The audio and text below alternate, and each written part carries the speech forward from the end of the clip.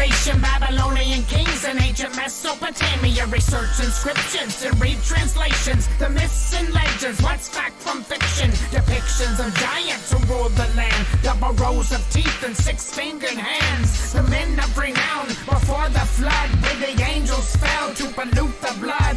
They mingled their seed with both man and beast, and besieged the whole world with these circus freaks. They were drowned in the deluge, but once deceased, they became demon beings to corrupt beliefs. The basis of myths, these strange relations, the gods of the Greeks and the ancient pagans. They worship the sun and the moon and stars, and channel these spirits like avatars. From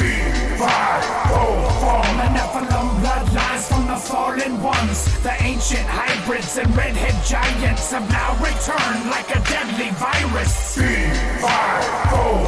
the Nephilim bloodlines from the fallen ones, the ancient hybrids and redhead giants have now returned like a deadly virus. Nimrod was the first after the flood to build a tower of bricks made of straw and mud. Exalted himself to reach the heavens, to be like God through self-ascension. Enchanted through mystical tricks and antics, he practiced witchcraft, the blackest magic. Commune with the darkest depths of the abyss, like elites and occultists within our midst. Enlisting dark spirits they know exist, and repeating perversions they can't resist. To be their own god, the first lion schism, the Luciferian definition, a false pantheon of apotheosis, the Uberman, Nirvana gnosis, presented and channeled in pantomime through the mantis, the grays, and the serpentine. From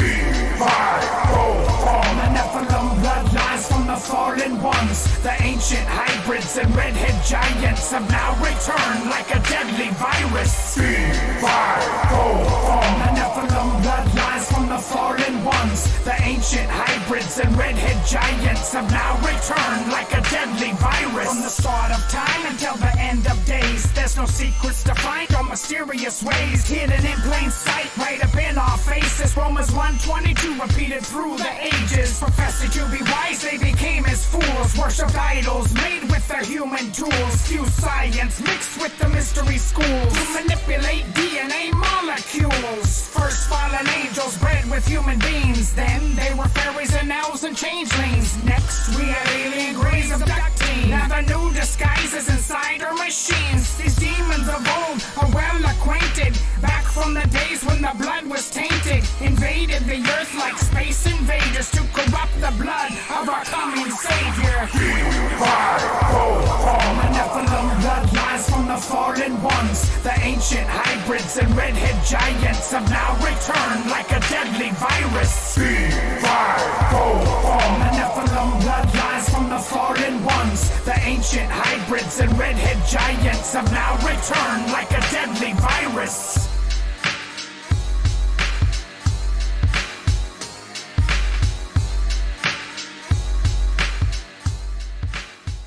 Okay, welcome everybody. It is Friday night, and I have two awesome guests, starting with Gary Wayne, and we also have NPC-3.14. Say hi, guys.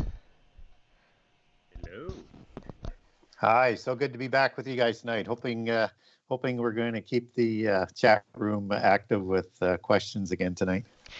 Yes, and I will mention, I don't think that Gary minds if the questions are not related to the specific topic, but it's a lot for me to write down the questions. So if anyone would try to keep the questions topic related, but if you just can't, I may save those till after we're done with the specific topic.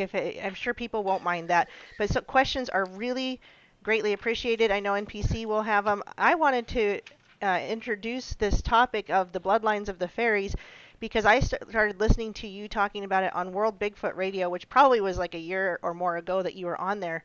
However, it was new to me because I hadn't read those chapters, because this is a big book and it takes me a little time. So I hadn't gotten there yet and been listening to even talking about the trolls and the gnomes and Bigfoot, of course. And I've had my own thoughts about Bigfoot, and I understand World Bigfoot Radio has some interesting thoughts about Bigfoot that I'm not sure I totally agree with, but it'd be kind of fun to talk about some of those things. For me, growing up, I was really into mythological fairy lore type of stuff. I had no religious upbringing or anything like that. So I really loved the movie Labyrinth. I even had these fairy tarot cards. I burned those recently, but anyway, it was a fun topic for me to listen to because I've just been intrigued with this stuff before I was in any kind of faith-filled belief system, but now being in a faith-filled belief system, I think might even be more interesting and more fun to talk about. But I'd like to hear NPC's, what his kind of intro on that too. He might have something like why this topic particularly is of interest to him: fairies, gnomes, trolls, that kind of stuff.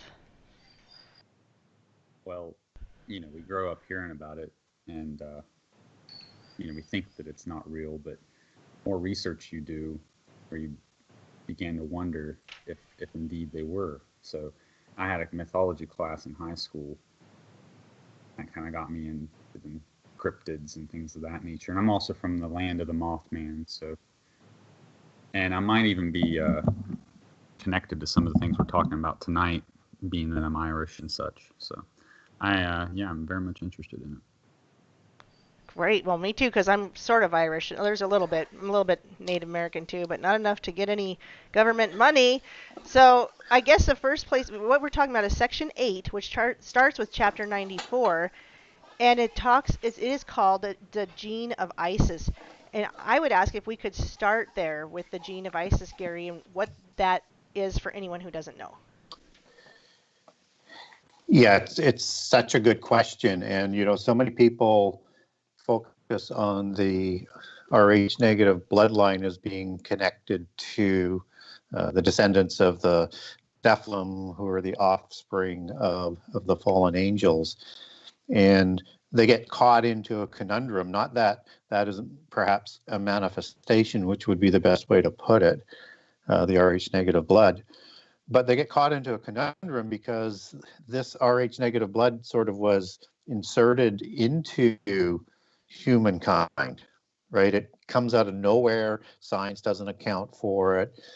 Everybody sort of runs for cover about it. But the conundrum is this, and Rh negative blood is missing antigens, which is why it's negative as opposed to positive. And I have a great Rh negative document just sort of talking about it and how it sort of applies to people and what we see manifested and who has what around the world today with in terms of that bloodline. So people shut down the argument for the bloodlines of the Nephilim and the Rephaim, because how could negative blood be inserted if it doesn't have the positive aspect for the antigens? So it's really not all that complicated if you think about it. And you don't have to be a scientist to sort of understand this, but the blood is manufactured in the kind based on your DNA and your genes,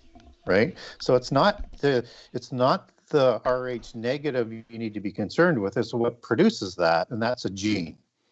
And so the gene of Isis is the word that the occult world, the polytheist world, likes to use for this gene that goes back to the giants and to the fallen angels and or the gods, as they would call it. It's also the root for, in their belief, the word Genesis. And so they like to, use a double entendre there as, in terms of the beginning and the creation, and then draft that into their occult language and then use that against Christians because they're not aware of what they're trying to do. But it's this gene of Isis. And it is the gene that they're looking for. And they're looking for it because they're trying to create this new age. And this new age where the fairy mythos is going to be, and the fairy religion is going to regain its former prominence, as it was thought in the fairy mythos to be the most grandest knowledge centers and religions. And we'll come back to that in a bit. But this gene of Isis is that same term as the Bushes use, both junior and senior, at least 2 times each that I'm aware of. And Bush Jr. used it at Senior's funeral, 1,000 points of light. and they need to bring that 1,000 points of light together. That's the spark of the divine from the gene. And that is the spark of their counterfeit spirit that they want to unite so that they can evolve into godhood. So when we're talking about the gene of Isis, that's what they're looking for. So not only do they want genealogies, they can track it. Not only do they want to be in control of blood banks and things like that so they can understand it, but they also want to be able to have this massive data bank on DNA so that they can track the people that they would want going into this new age. And if you can take, and I think you can, because it's a Rosicrucian, as we understand it, the Georgia Guidestones as a doctrine for this world that they would like to have, that only includes about 500 million people. That starts to add up when you understand that there's only about 15% of the population that has Rh negative blood. So you start to see some of this come together in their allegories and their meanings. And this is the gene of Isis, which is the mother goddess. That is the matriarchal bloodline. So it would be Isis, Gaia, Inanna, Ishtar. They're all the same mother goddess, as you understand, as you dig more into the pantheons, that they are the same pantheon with different vernacular names. And those come from the parent god as opposed to the lower gods. And so this goes right to the root of creation. And in terms of the polytheist understanding as to what was created and who was created both before and after the flood. Okay, well, we have a question already, and I think it's a serious question. Harry asks, are fairies gay? Well, that is a really good question. I can't say I've been in the bedrooms of fairies, but I would say this is that words have meanings and they have a connection to the root. So just as homosexualism, both male and female, has a root in Sodom and Gomorrah in terms of the meaning that we understand it. And just as we understand that Nephilim and Rephaim were thought to have partaken heavily into homosexual activity because there weren't that many females and they had difficulty reproducing until they started to bring on the hybrid branches, which are hybrid Rephaim and humans after the flood, bring in tribes like whether or not be the Amorites or the Jebusites and all of those nations that are listed without patriarchs in Genesis 10 under the Canaanite family. And they're listed as families, which take that back to Hebrew. It's like different species of people. So, and that's why they don't have a patriarch. All the other nations have a patriarch in the table of nations in Genesis 10 and or First Chronicles. So this is that connected sort of consistency in polytheism. So as you move that forward to who the fairies are, and there's more than one kind of fairy that we haven't covered off yet, but in the little people that we're talking about, they are a Nephilim kind of creation. They're not Nephilim, they're different, and they're certainly smaller as we talk about the little people. And they had difficulty in procreating as well, as we understand that. And as we start to get into the alien connection as well, probably later into the show, because this thing goes, it is so pervasive throughout our society and our history and our understanding of entertainment and what's going on in the world that it's like has all of these tentacles that reach out forever. So when you have these fairies that are being talked about, and then you have this connotation of fairy that would go with the gay lifestyle, I think, and you have that procreation issue that they seem to have, I think that probably stems out of that. But whether or not that actually happens, as I say, I'm not in the bedrooms of fairies. I mean, I've never seen a fairy either, so I have to put all the cards on the table. So I'm speculating and connecting the dots and the consistency. Well, I'm glad you brought up the aliens. That we'll get to that, because somebody did ask if the fairies, if there's a connection between the fairies and the small grays aliens, but that maybe that's involved with the hierarchy that I know that you are very familiar. There's a hierarchy of the little people that you wanted to hopefully talk to us about. Yeah, and again, I'd like to maybe get there a little bit more down the road, but yeah, Okay. we do need to talk about who those grays are, but there's, like I said, such a big topic that I Sure. can go there, but it may not make quite as much sense in terms of Okay. hierarchy and things like that if we got there right away. So would it make more sense to talk about the hierarchy of the little people first? Um, no, let's just sort of talk. I'm going to take even more of a step back, Okay. and I think we're going to talk about the different categories of fairies. Okay. Otherwise, people are going to get sort of confused with, well, I heard this Yes. about this and I heard that about that, and we need to understand this mythos in buckets, and then sort of relate that to what we see, whether it's in entertainment or history or whatever the connections are. Yes. So You guide us, that's please. yeah, I don't mean to do that. No, I I know appreciate that. that it's going to get confusing. So it's because it's a huge subject, and I think people really want to get to the little people, and we will. But there's also other buckets. So let's just talk about Okay. that. So there's 4 categories, and the first category are the ones that come from another planet, the ones who rebelled, the ones who have rings that are opalescent beings. And these are the ones who come and rule over the earth in the sort of spiritual realm. And these are what we would equate to be fallen angels. And they're led by the proud fairy. And so if we understand very quickly right out of the gate that the first category is basically the rebellious angels, things start to make some more sense as we start to piece some of the other categories together. So you have the second category, and there was some talk, chatter just before the show about Irish heritage and connecting, the fairy mythos that's so rich in Irish category. And again, it's got several different levels, which really gets confusing. So the offspring of the fairies, as it manifests itself, and I'm going to use the Irish tradition, is the Tuatha De Danann, and they are the fairy people. They are the fair folk, and these are equivalent to the Nephilim. These are the Elven race, and I'll come back to Elven down the road, of the Shining Ones. And the Shining Ones is equivalent to understanding the Shining Giants out of Sumer, because, again, the Tuatha De Danann have a connection to the giants and the Shining Ones in Mesopotamia, particularly in their belief system, where the Tuatha De Danann would split into 2 categories, one that would go north up the Danube River. That would be blonde-haired and blue-eyed and very pale skin and very hairy.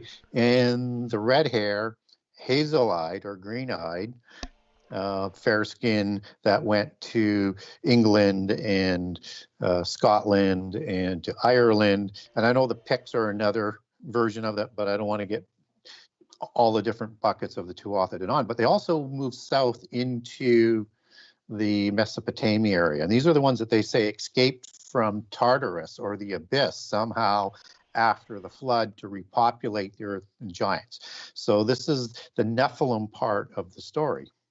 So then the third category starts to make sense of that when you understand the first 2 parts, is you have a category that is like the demons.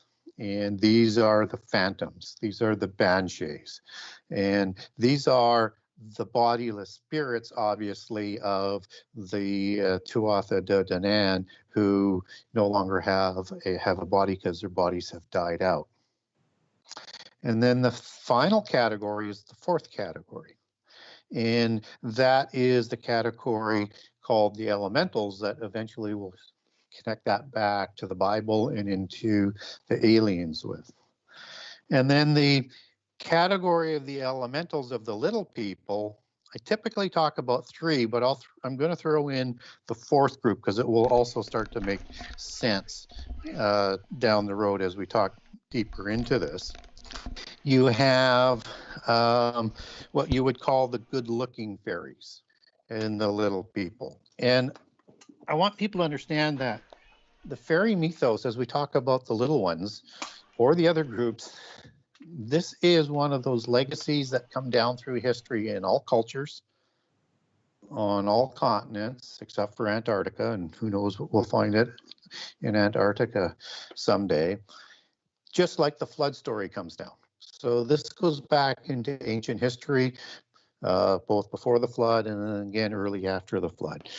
And so these are the first group, as I said, are the little people, and they're the good-looking ones. And so they might include Neroids and sprites and nymphs and light elves and sylphs.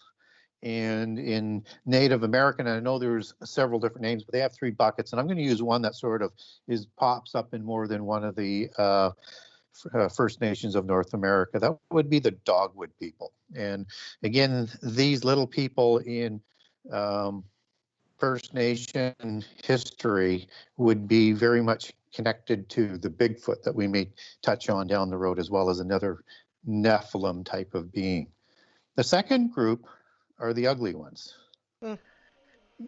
And that is as we would understand it, like dwarves and hobbits and goblins and dark elves and gnomes, which is a really important group, is the gnomes.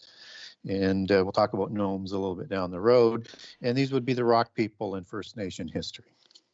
And then the third category would be the mischievous ones. And they're the small leprechauns. They're like the pixies, although the pixies, I've seen people group them in other ones. They're the Manuhei in Hawaii. They're the brownies. They are the laurel people of First Nations. And they would be the trickster ones that would be accompanying trickster gods, which is a whole new group of category of type of gods, but understand they're connected there. So those are the 4 buckets. And then you have the allegorical aspects of the fairy application that I'll just sort of quickly touch on, is that you have these bloodlines and the fairy bloodline. And of course, I mentioned the Tuatha De Danann as a type of Nephilim and Rephaim because they're both before and after the flood in Irish history. But this is not specifically to them in an allegorical sense. And you would see that with, let's say, King Arthur and his wife Guinevere. Guinevere would be a fairy queen because she's of the female bloodline, the matriarchal bloodline. King Arthur was son of Uther Pendragon, with dragon being the patriarchal bloodline. I'm sure people have heard me talk about this before.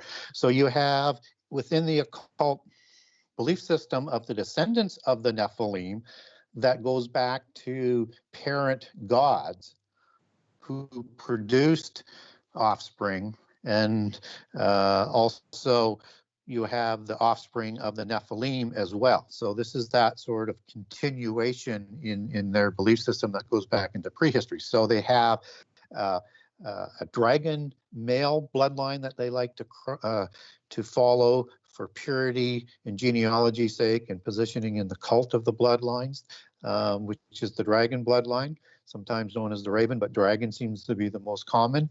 And the other one is the fairy bloodline for the matriarchal bloodline, sometimes called the owl, which would go back to Tiamat and Lilith and Lula Lilith, as you take that right back to its beginning from a Mesopotamian perspective.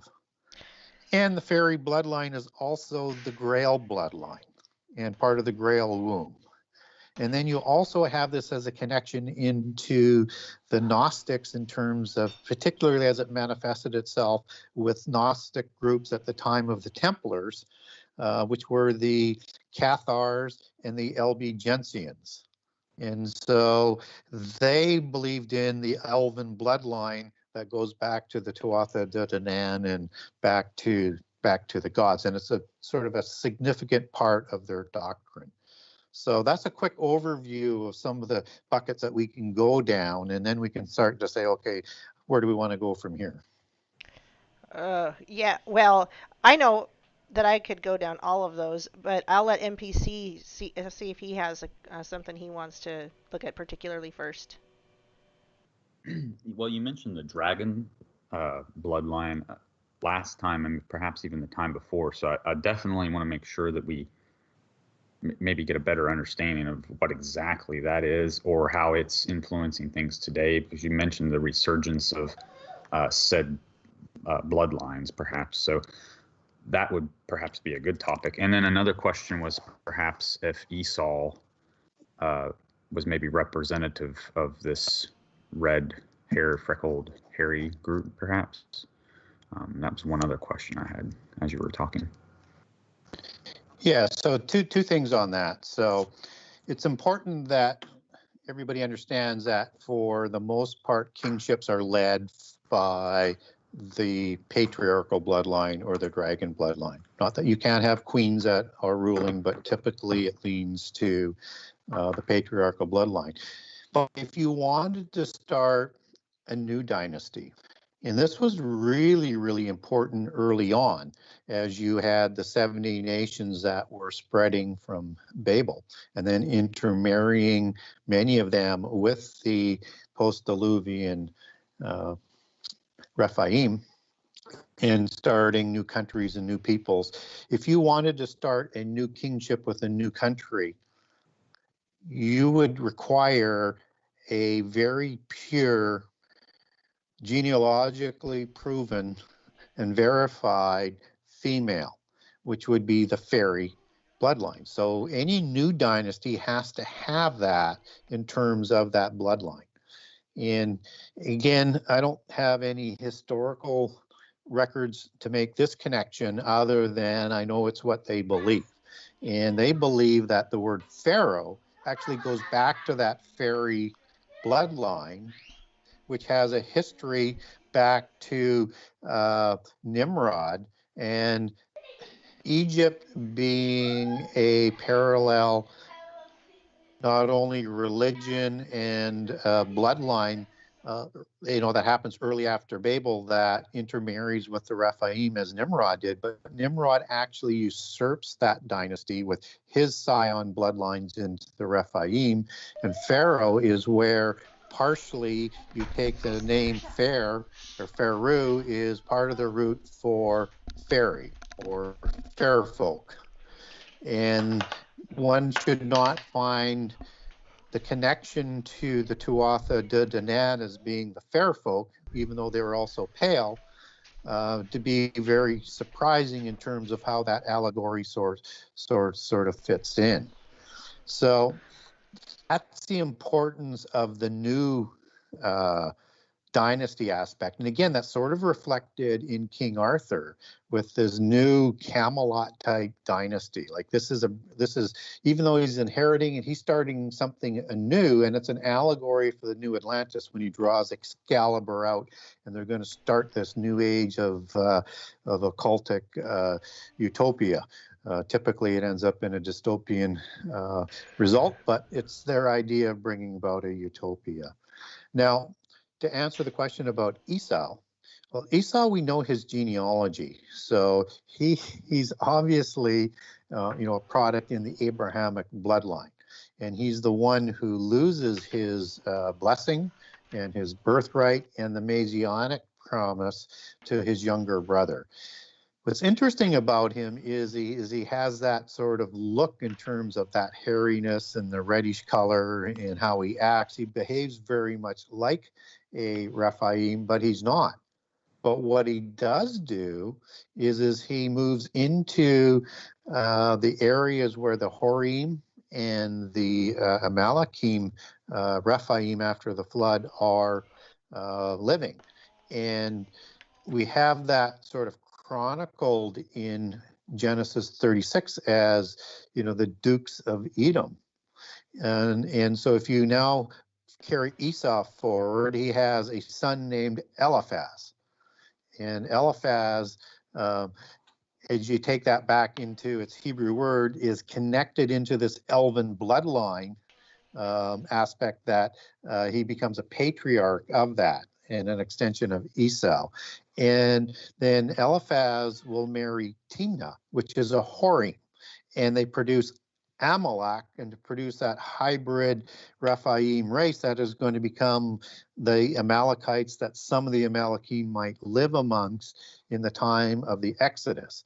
And so the Dukes of Edom, as you take that word back to Hebrew, is Elves. And that's, again, part of that Elven or Elf on that Elven bloodline that we talked about. So again, they're going to connect in polytheism these allegories and connections and scions back into the Abrahamic bloodline.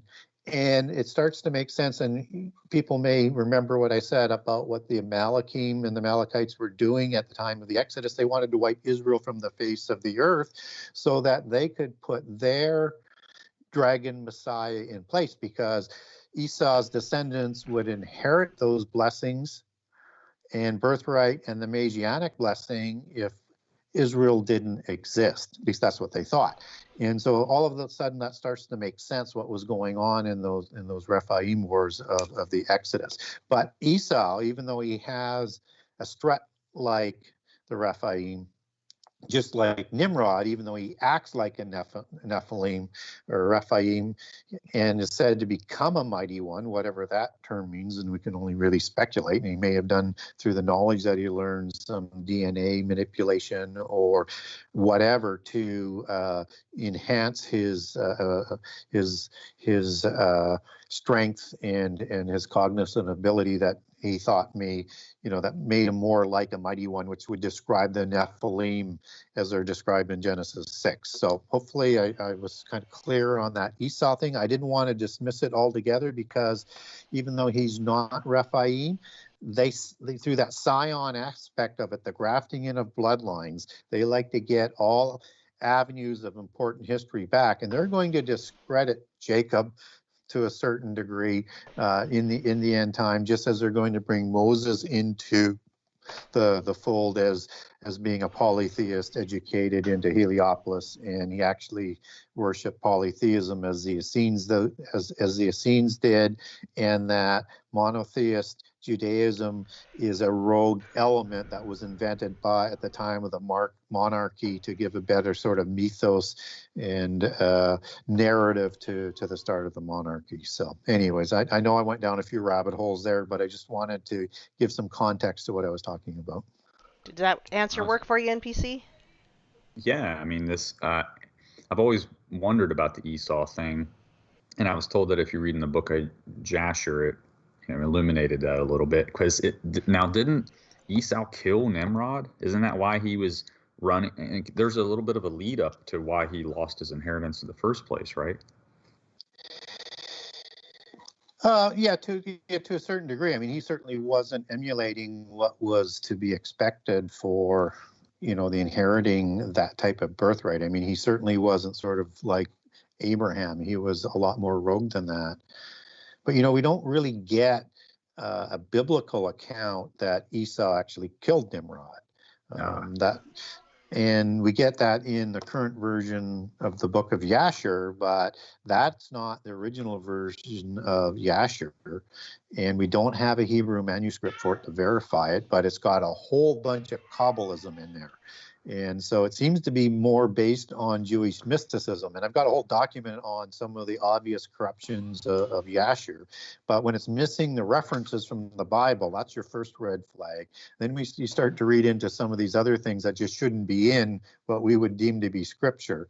So in my book, I didn't even use the book of Jasher. I thought it was that corrupted. And I just went straight to Jewish legends and Kabbalism, where most of that stuff really comes from. We did have a question in the chat, if that's all right. Are we ready for that, an NPC, or did you have more you wanted to say? Yeah, go ahead. The question from What the Heck, that's his username, says, which fairies use the fairy mound, and how did they use it? It's a really good question. So pretty much all the fairies will use mounds.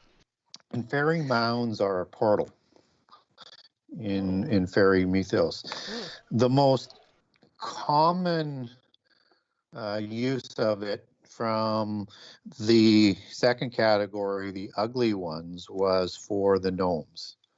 And the gnomes has a root sort of word in the word Gnostic and Gnosis for wisdom and knowledge, because the gnomes were this group that looked after the genealogies and the archives. They looked after cataloging and librarying the knowledge. They were also in charge of the technology. And in the fairy culture, these fairy mounds would have these flying machines that they would fly, the gnomes would fly their flying machines through. And they would kidnap people for a fortnight and do medical experiments on them. So gnomes go back into history. They're a very, very important creature that were part of the organizational structure as assistants in terms of the knowledge and the genealogies and the technology. But to roll that forward, I'm going to give you an account of gray fairies that, you know, I wrote in my book, and there's lots of different accounts, but I thought this one was pretty good. And you know, it's fairies that kidnap children were known as the Grey Neighbors in Scotland and the Shetlanders. And these fairies were small, gray, goblin, and troll-like creatures. These mythological fairies were a Celtic conception to describe small people who can become invisible and who were feared abductors of children. And a little bit more on it is I wrote right in my book about, and many have taken away by the said spirits for a fortnight or a month together, being carried with them in chariots through the air over hills and dales and rocks and precipices, till at last they have been found lying on some meadow or mountain, bereaved of their senses. And that encounter actually comes from the 1600s. And so now if you roll that forward to some of the descriptions of the greys, and gnomes are also just called greys, but they were called the Grey Neighbors in Scotland, and there's a lot of fairy mounds in Scotland and Wales and Ireland and stuff like that. You know, the 1954 abduction in Chicxero de la Tres Torres in Venezuela described the aliens as dwarf-like hairy beings. That's an identical description to these gray fairies. And the Hopkinsville 1955 description describes 5 tiny goblin-like beings with wrinkled skins, large eyes, and ears. And these are identical to the greys in the alien mythos. And I think the fairies, in terms of this classification in this group, is probably that gray alien group. They're just known as fairies before our generations, where we're, you know, after World War II, we get the alien mythos really coming back, you know, in full steam. And we understand them, according to the mythos, as people who come from other planets. And the description of these fairies, if anybody has seen the Stargate series and the Asgard, and there are these gray aliens, that's what a gnome is typically described as. And so I've got a few other sort of accounts in my book about them, but one of them is that from North Wales is, you know, they flew in brilliant meteor-like vehicles that was followed by a ring of fire. And then small fairy-like beings would come out and they would dance to the music while surrounded by brilliant lights. And again, sounds very, very similar to a description of a gray alien. So in mythology, goblins, elves, trolls, and gnomes, all of that second category I described early on, they're known in mythology as beings that are described as greys, as I previously mentioned, and they're gray-skinned. They have huge oval heads, small almond eyes, sometimes wrap around, and spindly limbs. I mean, you couldn't have a better description than a gray alien. So I think they're like this Nephilim kind of creature that were probably created after the flood, again, just as Rephaim, I think, would be created after the flood, although I'm open to them surviving. But my favorite position is second incursion, which, I think I've mentioned in shows past. So I think these were recreated again after the flood. And that's why they kidnap people, because they need human DNA to keep their genetic the genetic part of their species going. They need to renew that. And that's why they do all of this kidnapping and experimentation. I have a question on that. And it's not a joke. I'm seriously asking.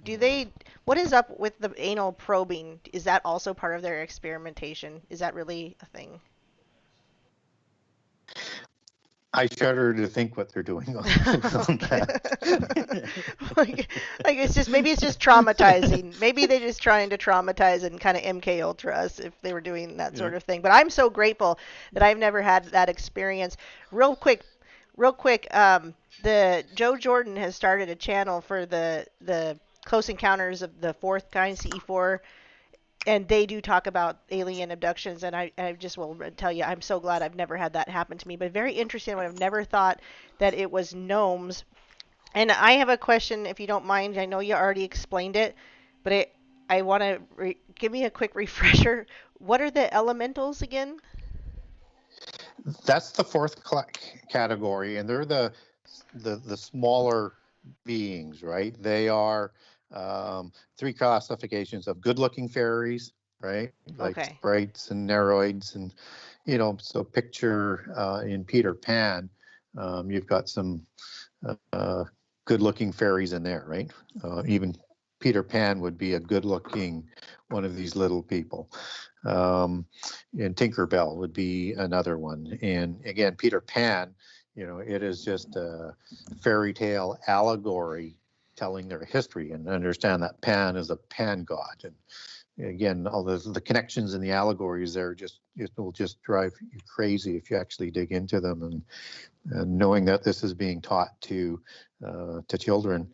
And so the second group was the ugly ones, right? So you've got gnomes and dark elves and trolls and hobbits and goblins, and then you have the mischievous ones like leprechauns. Yeah. Okay, so that actually engulfed the whole group. I was writing notes about the gnomes and the pixies and the brownies and the goblins, and so what's interesting, you bring that up, then you look at the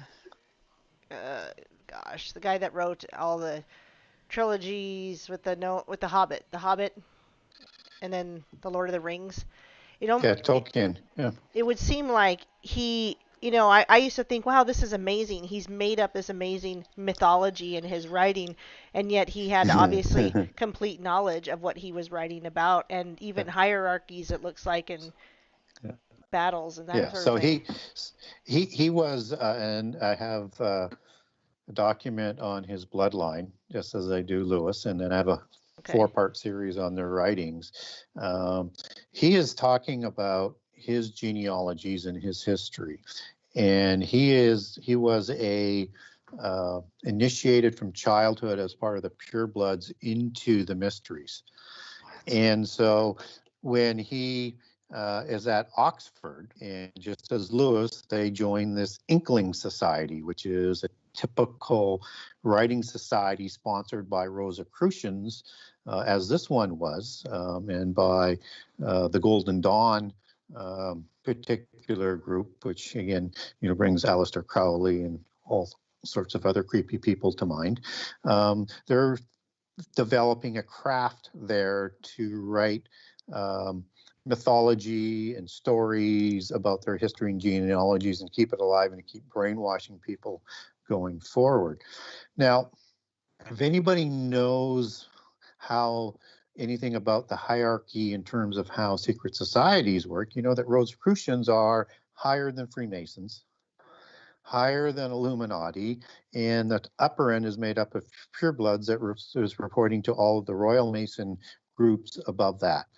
And so to be part of a Rosicrucian book for writing, which would be similar to the same thing that Bacon was doing at the time of the King James Version Bible, that was the Knights of the Helmet Society and the Spear Shaker Society, where people think the Shakespeare name comes from. They're trying to develop a new language, the new English language that ends up in the King James Version Bible later, and it's a group of poets that are writing all these different genealogies and history. And then you look at Shakespeare and you see that is all like fairy tales of their history, right? It's encapsulating their belief system, their history, and their genealogies. And that's why in like Midsummer's Night's Dream, you've got Oberon and Titania and the fairies and things like that. It's all interrelated. So where I'm going with this is there's no way that commoners like Lewis, as they're professed to be, could be likely at Oxford,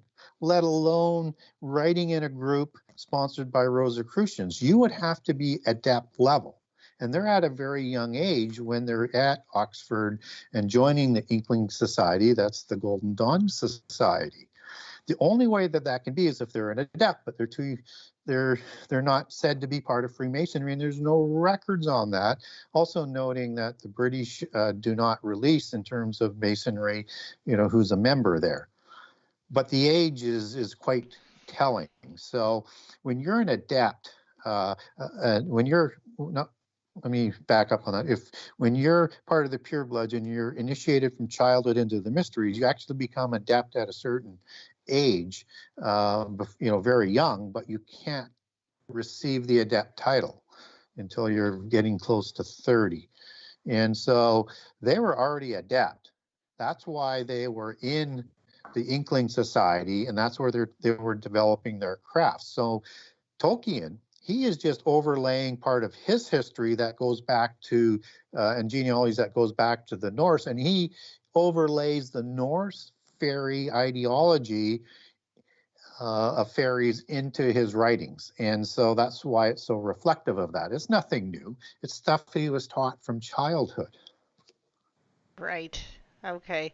Which I kind of thought so too, and which is such a little bit of a bummer because I did love those books and I did love the movies and I have loved C.S. Lewis's writings, but I know that God is bigger than all that. So while I might not go back to it now and be like, yeah, let's all watch Lord of the Rings, and unless it's as a teaching thing with my kids, maybe a teaching thing, but well, I know God did work through some of that in my life.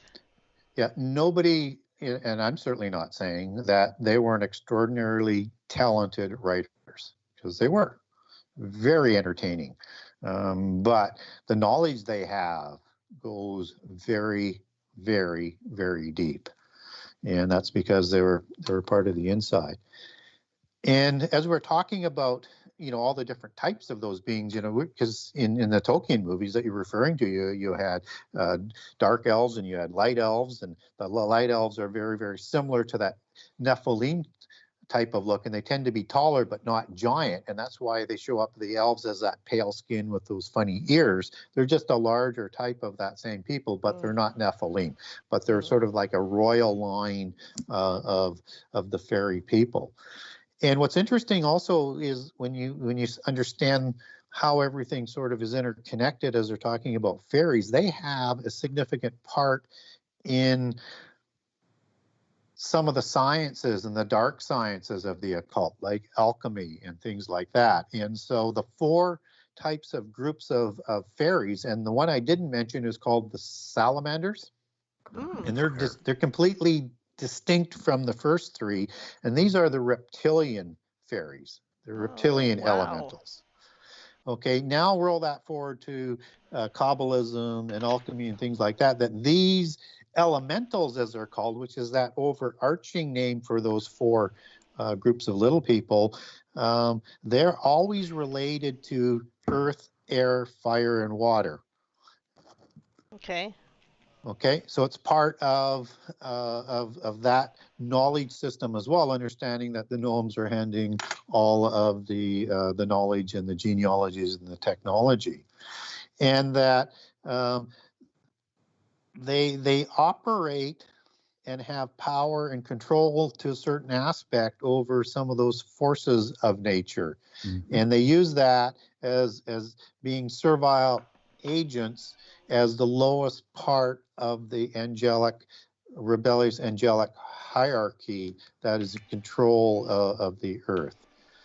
And so they are, not only are they popular in mythology, but they're popular in terms of how polytheists look at their history and where they fit in, and they have certain roles and agendas.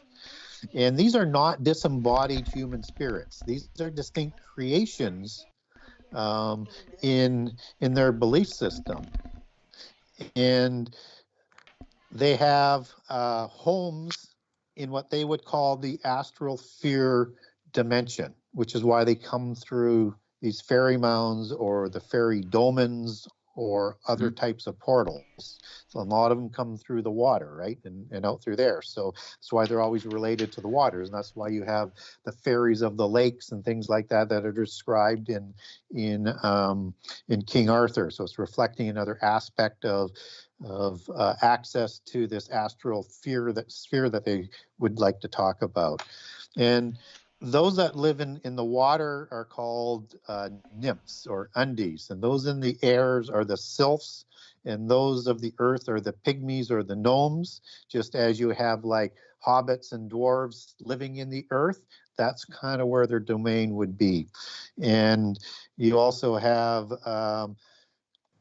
in a reference in the Kabbalah that the elementals are represented as a middle race of beings, coming from Middle Earth, where that term sort of comes from, which by general is the names that the Jewish people would call the Shadim, and the male would be the Ruchin, and the female would be the Lilin.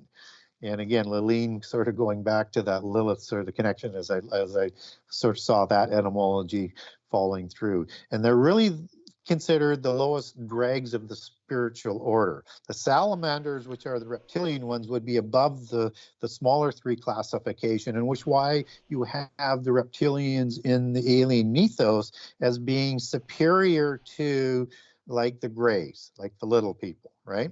So you start to understand the hierarchy that's taking place here in terms of how the polytheists look at them. Okay, one question related to this exactly. First, my question is, which ones are the fire? Because I wrote down what you said about earth, water, and air. And another question, J. Renee Weller asked, is there one for plasma? Earth, wind, water, fire, plasma? That was the question. That'd be ether. Plasma would equal ether? It's like a sublime state. That's how I would describe it. There might be, but I don't have anything on that says that there is. So. And which ones are the fire ones? You said air, earth, water, and fire. Typically salamanders. Those are the salamanders. Okay. Yeah. I'm taking notes here. I am too. Okay, well, NPC, back to you for a question. Well, I have a few, but just to follow up on that real quick, can these kingdoms intermarry and produce offspring, or do those kind of become dead ends that can't procreate, and so they just become like unique type creatures? I mean, can you maybe answer that? Yeah, I mean, we can answer that they seemingly have an ability to recreate. I don't know whether they're like cloning their bodies or not. That's, again, typically part of the alien mythos and the fairy mythos. But they seem to be losing that or have lost it over time. And that's why they're trying to inject human DNA to revitalize that. And maybe they're trying to do new offspring through the kidnapping of human females to reproduce. But reproduction tends to be a large issue with them, whether or not you look at them as aliens or fairies, or you take that back to the Nephilim. And so the Nephilim would be, and the demons would be a higher position in that organizational structure than the elementals. Another thing that I had highlighted here, Wheels of Rephem, would that maybe explain these gnome-like spacecrafts that you mentioned? I think you might have even mentioned Wheels of Rephem on the prior episode, perhaps. Yeah, Gigel Rephaim, the wheel of the giants, the wheel of the Rephaim. What's interesting about that, that is, that has almost a look of a portal. And, that gets represented in science fiction. They have that sort of swirly type of thing. And the larger part of that is, we'll have a lot of meanings in polytheism. But within the Gilgal Rephaim site are hundreds of dolmens, hundreds of portals. And so what's interesting about Gilgal Raphaim is it's connected to the Ugaritic texts of the Raphaim that were written about in there, and that's part of a series of religious sites throughout that whole area, and also understanding that Gilgal Raphaim is on the Golan Heights, which is at the foot of Mount Hermon, where King Og's kingdom was, and where the Book of Enoch says the original Nephilim were created, or at least the oath was taken on Mount Hermon. We're not 100% sure they were created there, but that's certainly where the oath was taken. So you have a series of these sites, and it's pilgrimages used to be done by the polytheists to go to those various sites. And what's interesting about that is that the Rephaim were known as the travelers in the writings of the Ugaritic texts. And that means traveling to the underworld, through portals into a different dimension, where it's thought that the underworld is like Anwin in King Arthur. It's the same sort of place where the abyss or Tartarus is also located for the prison, and that's the prison where the worst of the Nephilim and Rephaim are on the sides of the abyss. And then you have what seems to be inside the abyss, where the rebellious, impassioned fallen angels are located. And these are all the beings that are going to be coming out of the abyss in Revelation 9 towards the midpoint of the last 7 years. So I don't know whether or not little people are related in there somehow, some way, but as we connect the dots, they seem to have been even, early after the flood, kind of part of the early organizational structure. Although if you look at what Tolkien writes about at the end of his trilogies, where you have all of these beings on a boat that are leaving because now it's the age of humankind, they kind of sort of suggest that they went off and are still staying in these different areas. And the flood was the time of the flood. That's the water that they're on, is the allegory, and that these beings were saved by their gods and that they weren't recreated after the flood. So you get a couple different variations as to how they might have shown up. But again, I would still, fall more on the recreation aspect of it. It just makes more sense to me that they were recreated again after the flood. So, but this traveling into the other world that they were doing as the travelers, that's the passengers as you translate that or understand that in Ezekiel 39, which is part of the Gog War, which is, I think, is at the same time as the Joel 1 and 2 war and the Revelation 9 war, with the 200 million man war that happens just before the midpoint of the last 7 years, and is going to be used as the counterfeit Armageddon for Antichrist to take credit for winning and be crowned in Jerusalem as the king of Jerusalem. So where I'm going with this is the word passengers goes back to the Hebrew word abar, which means crosses over, as it's used in Hebrew and several other places in Job, but I won't spend too much time on it. So I think there's a significant meaning to Gilgal Raphaim, the wheel of the giants, and that you have ongoing the largest manned permanent operation of the United Nations on Mount Hermon, very close to where Gilgal Raphaim are. That is basically, right where the original Nephilim were probably created, as the Book of Enoch talks about. And I think they're there for a reason, and also understanding that, and this is really bizarre, the 33rd degree passes through Mount Hermon in the occupied area for the United Nations. And it's United Nations Day next Saturday, I think, incidentally. So the 24th, I believe. I have a question that's from What the Heck, and it may not be related necessarily to the particular fairy topic, but it is apropos for this time of season for Halloween. He asks about the Nephilim Jack or the Jack-o'-lantern, and what can you say about that? Jack. Oh, wow. That's probably a trickster or a mischievous one, I'd say.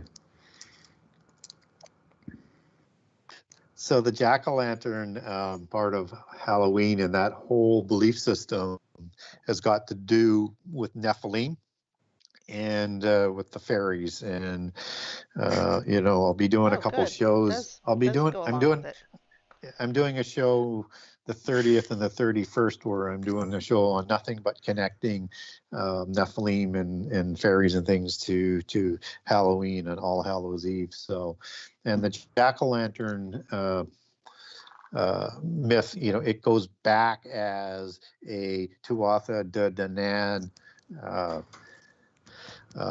myth, and a story anyways. And jack-o'-lantern is based on an actual character and an actual demon, and they actually are using, and I don't want to spend too much time on this tonight because it's Halloween, but it's actually sort of reflective of that whole sort of demon spirit when you cut that into the pumpkin. But they didn't use pumpkins originally. It was originally turnips, which was again that sort of pale color, right? So anyways, it's all interconnected as part of the rituals of the fairy culture and mythos and the Celtic traditions. When you do those specials on that, what channel is it?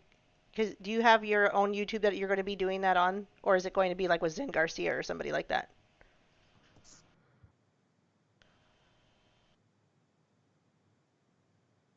Did I lose Gary? Oh, sorry about that. I can't remember who I'm doing the show with off the top of my hand, both of them. One, I think, is Renegade, I think Daily, not the Daily Renegade. I can't remember. Renegade something, and that's a Christian one, and with Jeremy. And that's on the 30th. And then the other one is Don't Let Them Burn. I worked with them a few years ago, and they wanted me to come back to do a Halloween one, and that's a California podcast that's going to be live streaming. So I can send you the information on it later, but I find trying to keep track of all the different podcasters. Oh, yeah. That's fine. It might be Jeremy Redeemed from Facebook. I might know who that is, or I might not. But yeah, I need to get better ahead on schedules. I mean, that would have been a good one to do, but it just, some of these things don't occur to me because it's such new information. But okay, so NPC, do you have another question? Oh, wait, no, hold on. I do have one question from the chat. My bad. Joe Info, and I thought this was a joke, but he says, I'm not joking. He wants to ask this. This is a serious question. Does wasp spray work on fairies? Well, and vesps are being used a lot in these movies. I was actually going to ask about that because that's Spanish for wasp, so it could reference the pit. So that's a great question. Go ahead.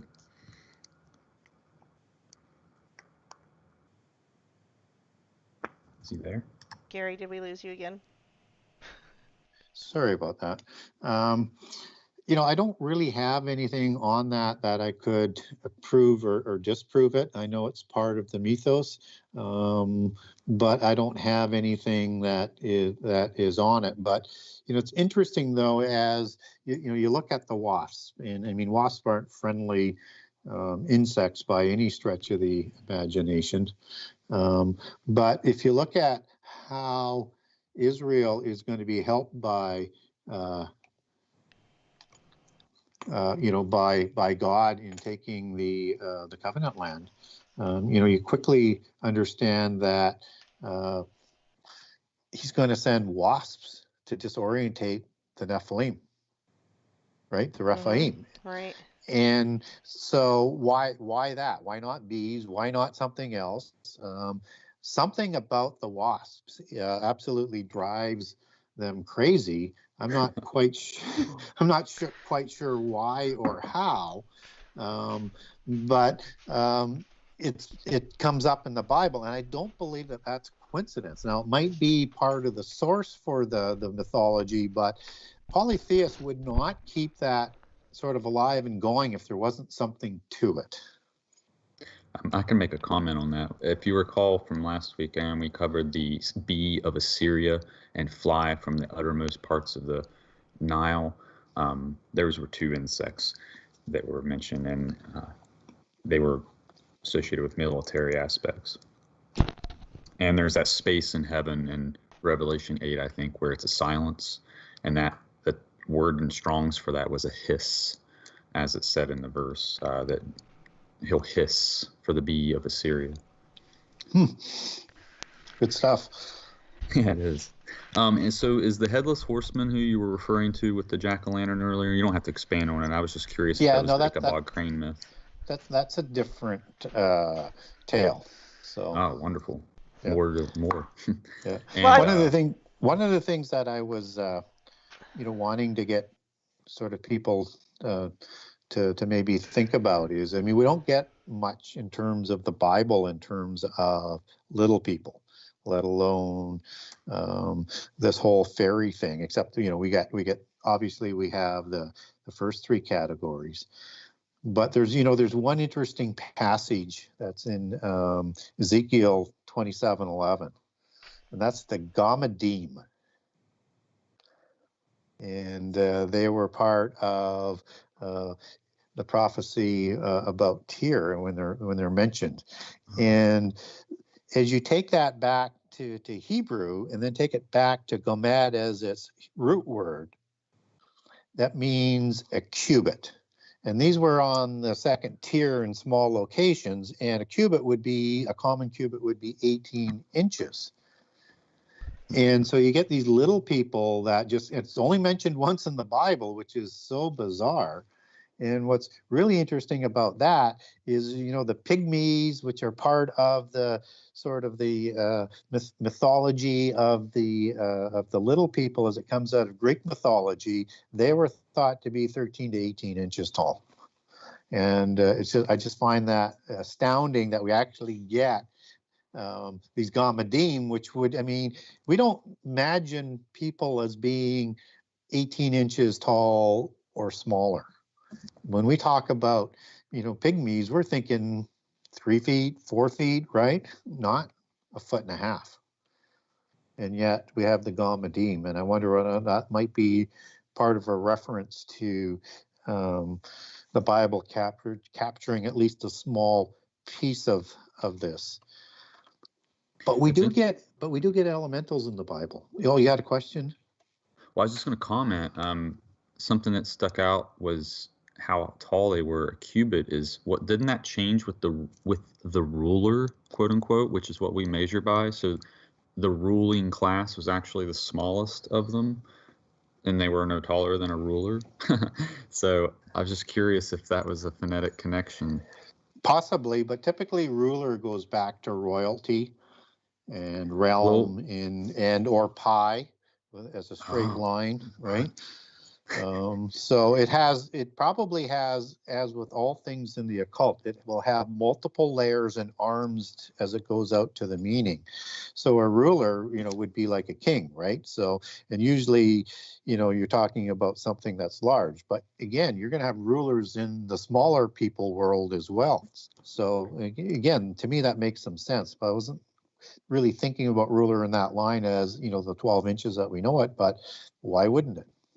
And that's the Hobbit was the Lord of the Rings, as it were, because they were the most pure and able to resist the temptation of the ring, it seemed. Yes, and to work within the ring in that straight line. Oh man, this. I need a moment, Gary. Okay, well, real quick, just to give you guys a lightened mood, the chat is very funny right now because they're talking about the horrible smell of jack-o'-lanterns, and what the heck says, I bet a turnip-o'-lantern would smell worse. So that was kind of funny. Might be probably content. It would, yeah. Yeah, sulfur. Yeah, because that would be the smell of death and demonic types of things. And I will say, Gary, when I was doing research myself, at one point, I had found sites that would talk about the Bigfoot, the aliens, the Men in Black, demons, and obviously lightning all smelled like sulfur. And that told me, well, we're dealing with the same. And, the UFOs would have that smell too when people would be taken. I'm like, well, that tells me what we're dealing with if they all have a smell of sulfur. Now, I did ask World Bigfoot Radio Guy if he's ever reported anyone talking about that smell of sulfur on Bigfoot, but if he says no, but I'm kind of skeptical how close they get. Yeah, I've heard that there is that smell associated with them. So and I've been on several podcasts. So, but again, is that just part of the mythology? World, Bigfoot tends to deal a little bit more in facts, but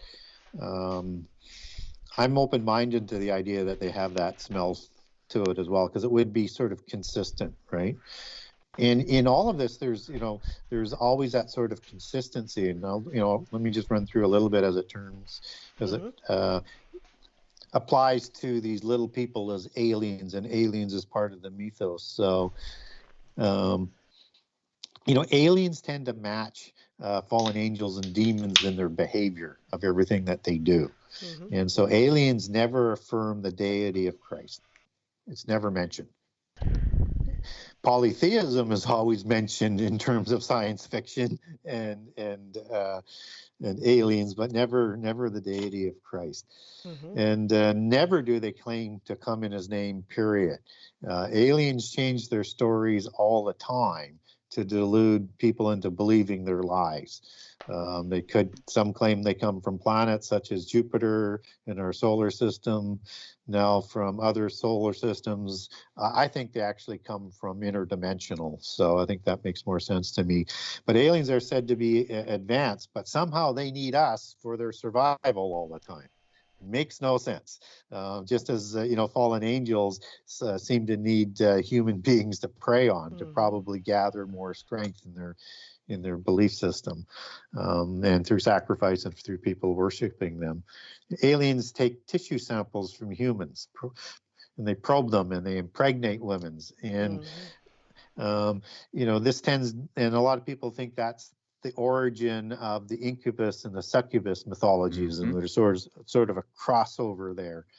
Alien abductions, and I can attest to this, are always stopped by invoking the name of Jesus, and again that would be consistent with the demons and spiritual attacks.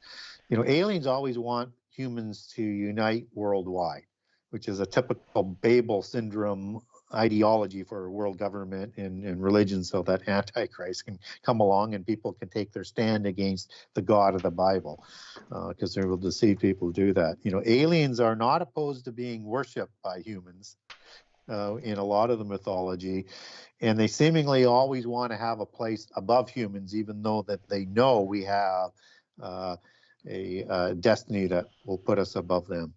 They always deny God, claiming they are creators, and they're always trying to lead humans away from God, right? That's always what they're trying to do. And in the alien mythos, that comes out very strong, that they're the progenitors of the human race, right? Aliens give man technology, but this technology is always destructive. It's always about weapons and things like that. There may be a few other things, but they're always, and that's why it's going to be like the days of Noah. We have to catch up on that technology so that we can make a stand against God at the Armageddon War. So that's why they're doing that. They don't ever give us life-saving technology by the sounds of it, in terms of what we hear from the interaction from them, right? And we certainly have no evidence that they've ever given us. They don't cure cancer, for example, right? And people are engaging them all the time. And they, as you were mentioning, Abby, they have this horrible odor such as sulfur, right? And the stench of the lake of fire and fire of that type of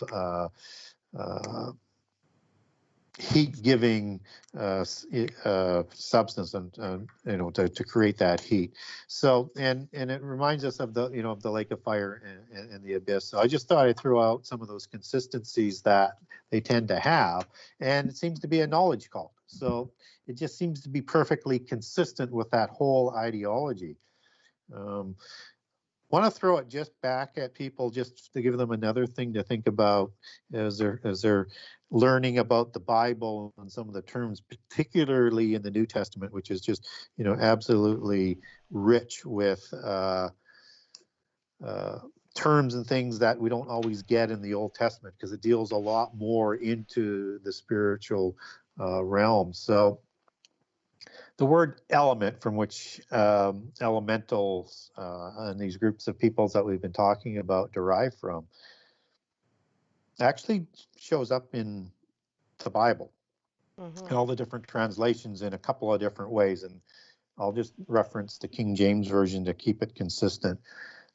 So you've got elements in, you know, 4 Galatians, in verse 3 and verse 9, and in 2 Peter chapter 3. And also in 2 Peter, you have rudiments. And that's in 2 Colossians 2:8 and 2:20. So you have these words that are showing up. And elemental will have 2 different meanings. And I'm going to bring rudiments and elements together here so that people don't get confused. So rudiment, as it shows up in 2 Colossians, for example, is G 4747, and that's stoichion. And it can mean a number of things. It can mean like a primary element. It can mean a principle or rudiment, and principle also has an overlap into a higher organizational structure as an arche, and angels like archons and archangels. And of course, that's also part of the rebellious realm. They have representatives of all the different kinds of angels. Like, there's like powers, which can be dunamis and exousia as well. And you've got the mighties and the virtues and all different levels, and the seraphim and the ophanim and the cherubim. And understand that that's all part of the hierarchy, and all that is part of the rebellious hierarchy as well, because they have all of these different individuals or types of angelic beings as part of the 1/3 that will at least have fully rebelled by the time of the end time. And so the elements can also be, you know, the elements from which all things and material are made of. So you have to apply the right meaning to it. But it can also mean, you know, coming out of the application of these elements, that they are sort of rulers in this world.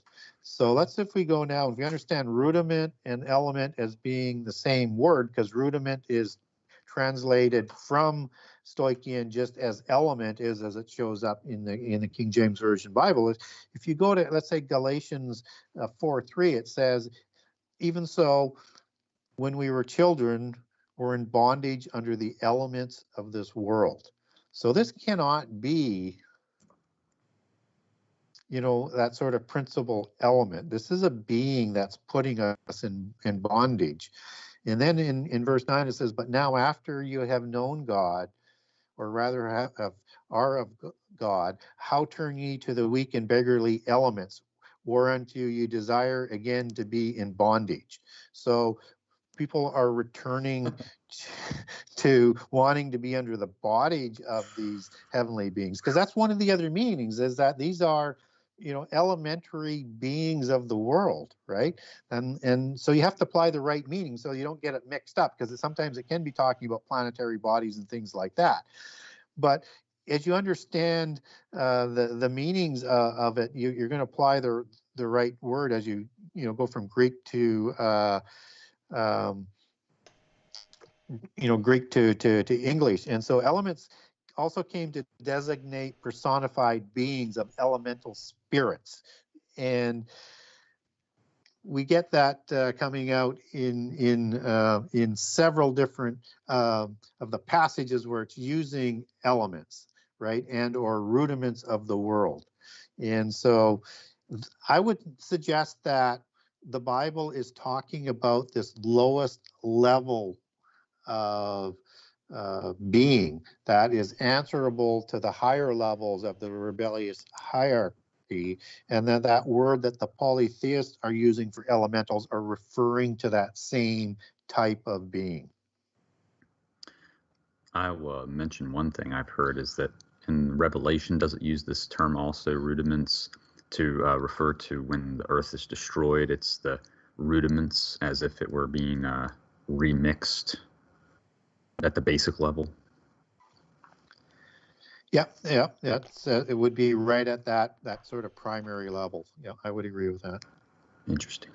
So the humans made from clay with the pneuma, air, the water, blood, and the fire, nerve. So this is why humans are considered to be somewhat, they're a combination of all these kingdoms, right? Is that what made us somewhat special in that regard, from this this perspective, perhaps? Yeah, I don't know. I'm not sure about that.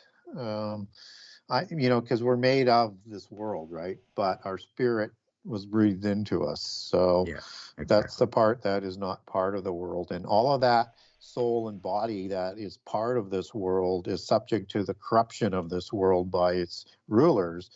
And, how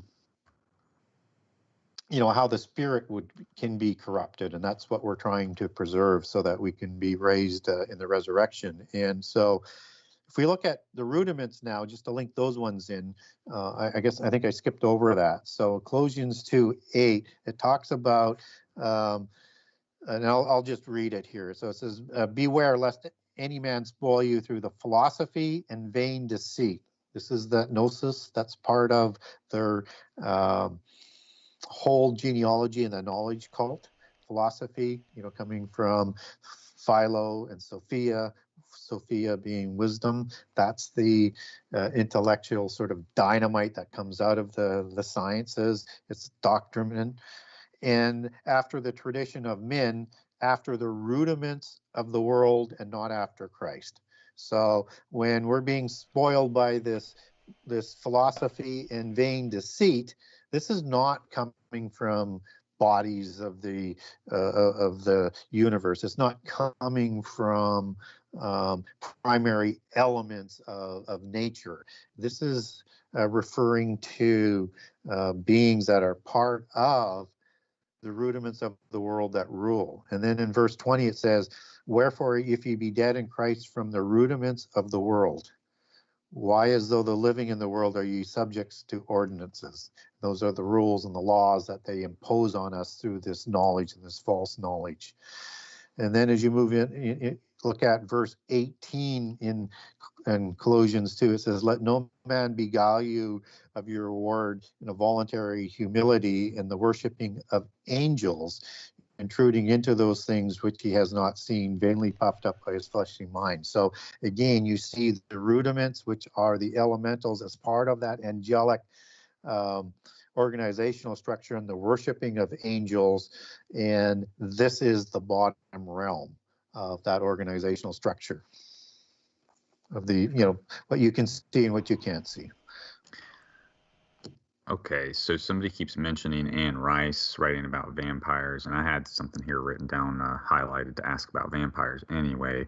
So I was figuring this might be a good time to segue and ask if maybe these fairies and such, do they perhaps enjoy maybe eating blood? Because the giants enjoyed eating people, right? So is there some type of connection here to the Nephilim and vampires like that? You've mentioned it before, I believe. Oh yeah, I mean there's significant connections there, and anything that the Nephilim would do in terms of ritual, sacrifice, cannibalism, blood drinking would also apply to any of the physical creatures of that whole organizational structure. This could be why they're doing it today, then, if they're, reconnecting with that. So bear with me here, and I'll do a couple of quick connections for you. Oh yeah. I'll do a rant again. We're okay with it. Yeah.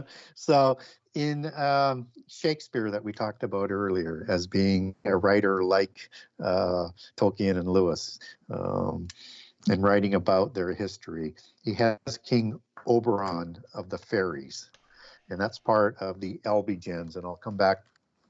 Don't let me leave the show without talking about the Elvigens of the Elven fairy bloodline, the Grail Ring race.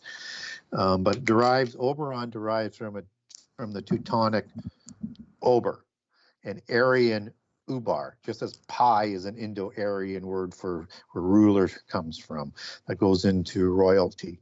But Oberon comes from the Aryan ubar, which is the Scythian word uper for overlord. Right, and Oberon is over reign, as you take that back in the etymology that Shakespeare's using, which is overlord, as over reign goes back in terms of its meaning. And Uper, which is the Scythian Sarmatian, and that's the dragon people, and we're talking about fairies here. Scythians were also serpent-like beings as well, in terms of their allegories and in their armor and stuff like that in their belief systems. Uper, U-P-E-R, is an import word from the Tuatha-De-Danann fairies, deriving from the Scythian Sarmatian Upiers, which is the tradition of the vampires. And Upiers were knight operative vampires, like Prince Vlad, who Dracula is based on, right? The dragon bloodline, and that they're going to drink blood to give that external or extended life or immortality that the Nephilim used to have. And of course, they're the enemies of humankind, and that's the allegory for the that's the allegory for the bloodline, the patriarchal bloodline. And as I mentioned, the Scythians and the Sarmatians are the snake people clans, and they're descended from Aryans and or Atlanteans, as ones who come up out of the abyss. So they're basically the Tuatha De Danann people, the tribe of Anu, as they're known in Sumeria as. And what's also interesting on all of this, as we connect this back, is you have the word strigoi, which is Romanian for witch, and popular for use in terms of a vampire.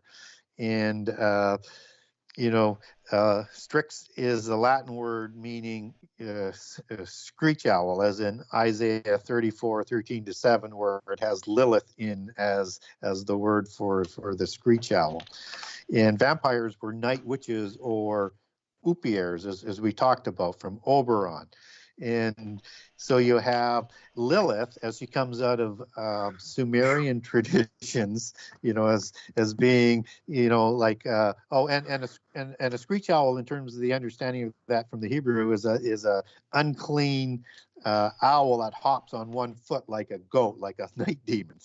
And Lamia is a blood-sucking demon and a female upier, and it's a half woman and half serpent, and it's a killer of infants and has child sacrifice and flew at night like a screech owl. And of course, Lilith is a Lamia, as that goes back into Sumerian history. And of course, Lillian held the matrilineal inheritance of Malkut, descending from Tiamat, which is a Leviathan serpentine type creature in Sumerian mythology.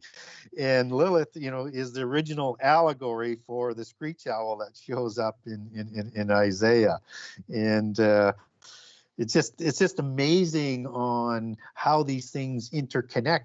When I talked earlier in the show about how this fairy culture is pervasive and all throughout our history and our entertainment, it's hard to fathom all of the different kinds of incursions into all of our sort of understanding. I wanted to insert the Elbe gens. And as we talked about the gene of Isis earlier. So Elbe is Latin Elvis and is a Proto-Indo-European or Aryan word, just as pi was that we talked about. And it's the root word for like LB and the LB, and it's also the root word for elf and words like that. And in Latin, LB means white or bleach. Mm-hmm. And you get the word extending out of that like albino, as in Nephilim skin, or Elbin as in white. And Elbe was actually a location in France where the Cathars and the Albigensians actually lived. Now, gens is the Roman Latin word for family and individual, and, you know, a connection back to specific ancient patriarchs. So an Elbigens is the Elven bloodline in Catharism and Elbigensianism. It's the Elven bloodline that goes back to the Tuatha De Danann I talked about earlier, and the Shining Ones. And the Elbigens in their belief system are the guardians of the earth, forest, and starlight. It's the Grail bloodline of the Anunnaki. It is the Grail race from Scythia, Sumeria, and Mesopotamia. It is the shining race of fairies and elves, and again, psioning in, as we talked about, the dupes of Edom, the Elves of Edom, that were Horim and Hivim right from the flood. And the Elven race of the Tuatha De Danann and the Anunnaki, you got it, ring lords, as we talk about Lord of the Rings in the Tolkien movie. You've got the Elbigensians as the shining Magianic bloodline. When I talk about the Dragon Messiah bloodline, that's what I'm talking about. And it's the bloodline of Albion. Albion is a specific giant, along with Gog and Magog in Wales and in England, and they are the offspring of the god Iapetus. And as you move that back into the old Norman meanings, I told you this was going to be a rant. It's the meaning of the elf ruler, or the Alberi. In French, it's the Albertus, meaning bright nobility, and from the female form Albinus. And so when you have all these names like Albert and words associated with that sound like Albert, that's where that word is coming from. And just think of how many royals are named with that sort of Albert type of center to the name. And Albion is also a name for Britain. And it's, as I said, this is the Elbigens of the Cathars, of de Bouillon and Anjous, and the Paon of Lorraine. And it's all interconnected with that double cross of Lorraine, which is a meaning of an additional bloodline. There's two significant bloodlines that are crossing in together, or a scion in that a Dragon Messiah bloodline that they want to be crowned with the King of Jerusalem title with. And so the Elbigensian name, as it comes from the religion, comes from Elbe, France, which is Languedoc and Septimania, which was the home of the Alans. And notice Alans shows up in King Arthur, of the mythical Trojans in Paris that went there, the Templars, the Essenes, the mystical Jews. And it's the home of the elf maidens and the matriarchal bloodline of the fairies of Mary Magdalene, as in their belief system. And it's the Elbigensian of the Elbigens, the Elven bloodline from the gene of Isis, and another sort of root to the word gens, as it pulls that gene of Isis connection back to. So anyways, I just thought I'd go on a rant for you on that. It's mind-blowing. So that's how they establish their right to the throne, as it were, is they're trying to basically say that from their root they come from these royal blue bloodlines, right? They keep their genealogies back to the mists of time. Whether or not they're accurate or true or not, we don't know, but they say they do. And so when you hear Prince Charles saying he is a bloodline descendant of Vlad the Impaler, who is the character that Dracula was based on by Bram Stoker, he's not kidding. They actually have a genealogy that shows that. And it's absolutely amazing how much importance that will have with where they fit in that cult. The more pure the bloodline, the higher that you're going to fit. I got to ask. So you mentioned two bloodlines. So is this why there's the one that's maybe in the status of ruling, but then we see the myth where then there's like the pauper that comes along that just happens to be like, what happens there where this person comes along? Is this a changeling kind of deal where maybe they weren't part of the ruling class, but then somehow they were pure blood, and he just pulls that sword out of the stone. I'm talking about Arthur, actually, in this regard. But can you explain, like, where did Arthur come from exactly? That might answer the question.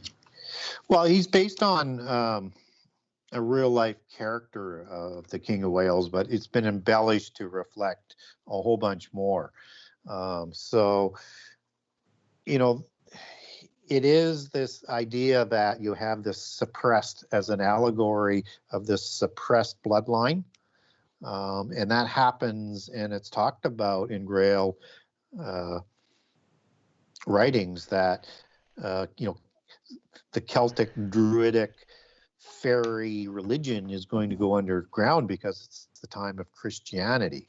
And so those bloodlines kind of go underground in that period and become hidden. They can't show their true bloodline. And so it's an allegory for them being hidden, but at a point in time, they're going to resurface. And Arthur is like an analogy of the dragon Messiah, because when he pulls out Excalibur, that's going to be kind of like the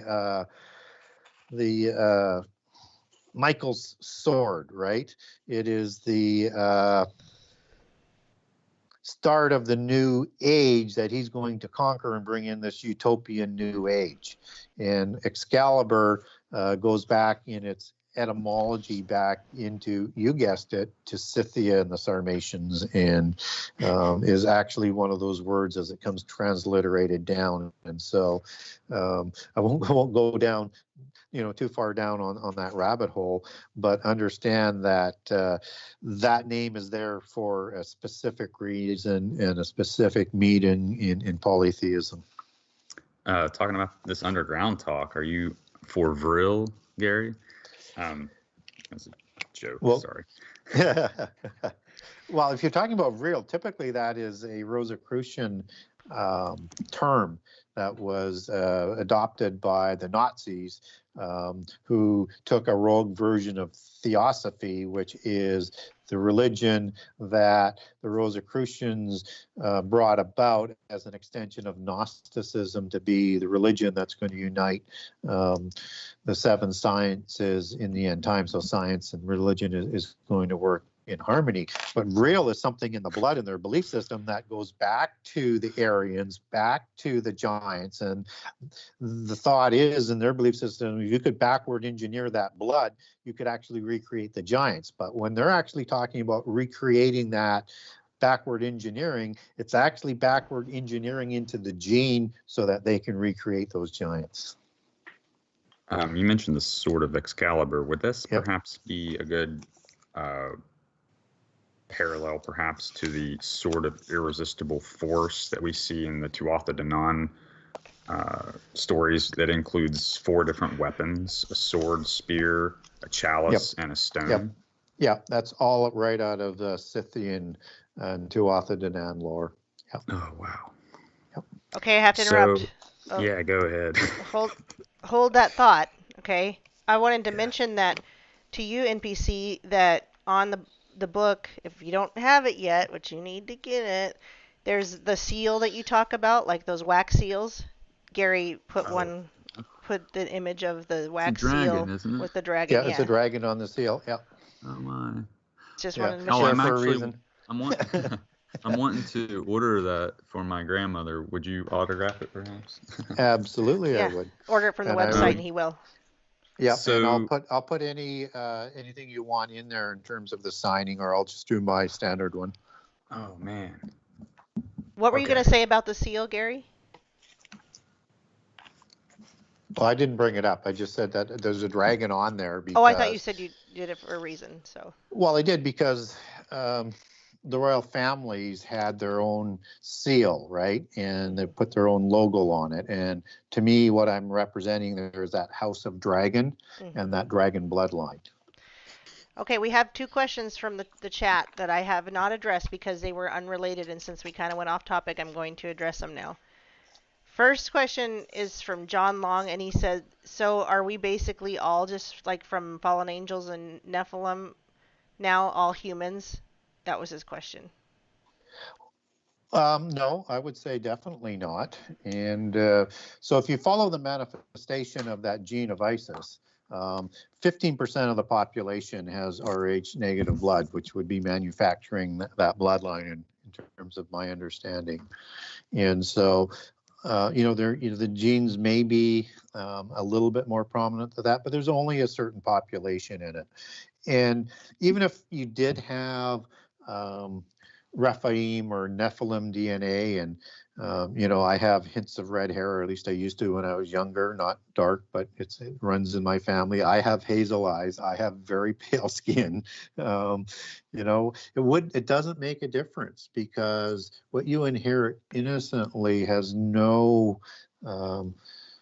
connection to your salvation, and that unless you personally and willfully violate the laws of creation and or sin against the Holy Spirit or blasphemy the Holy Spirit, then having faith in Jesus and having faith in God will cover all of those sins with the atonement that Jesus did for us.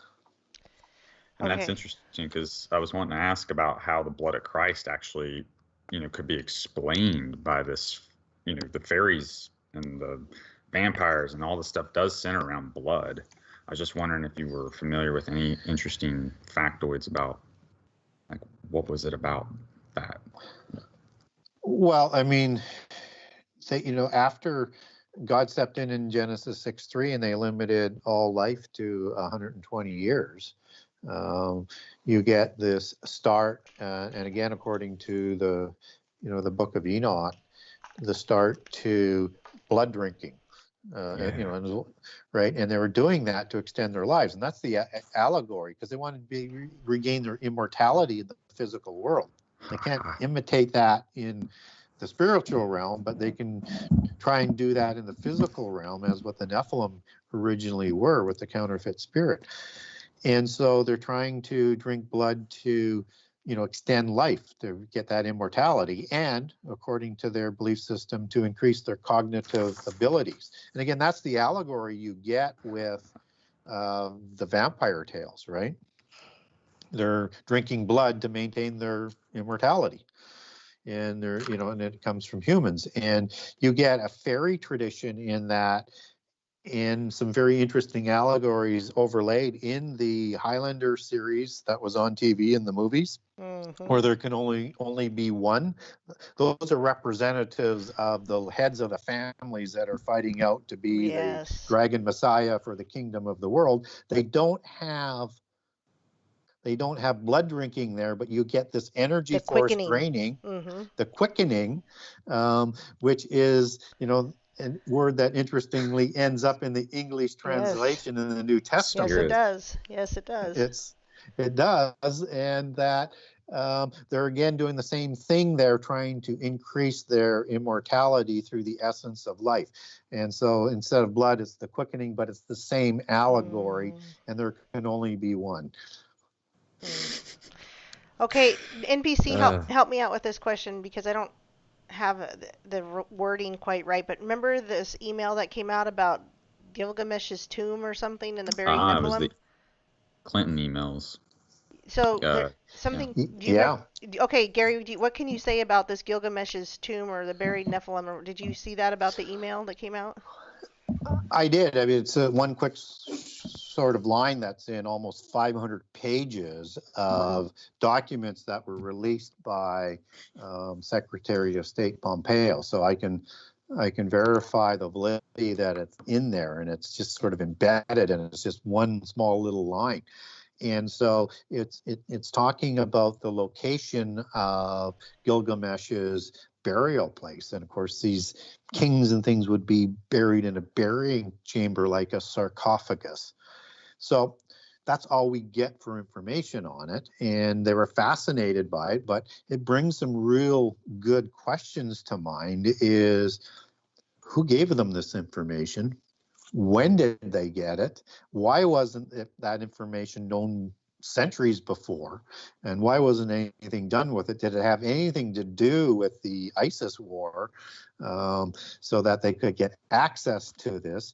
And typically in polytheist understanding is that these sarcophaguses, and again, think about the allegory and that they always tell you about things in their entertainment and stuff. And I'll give you one example because it's a little bit more recent, but in the Stargate series that we talked about earlier, where you've got the gray alien Asgards, you have the sarcophagus that regenerates the Gauld, right, which are have these serpent sort of cores, like a demon sort of core, as an allegory to these things being serpentine demigods, the Nephilim, demigods on Earth, as opposed to full-fledged gods, which they're not portrayed as. They're actually, again, sort of saying, hey, these Nephilim of old were actually demigods, and they lived to a long period of time, and they're really connected to serpents. And so one wonders whether or not, why they were interested in it. Were they wanting to get DNA?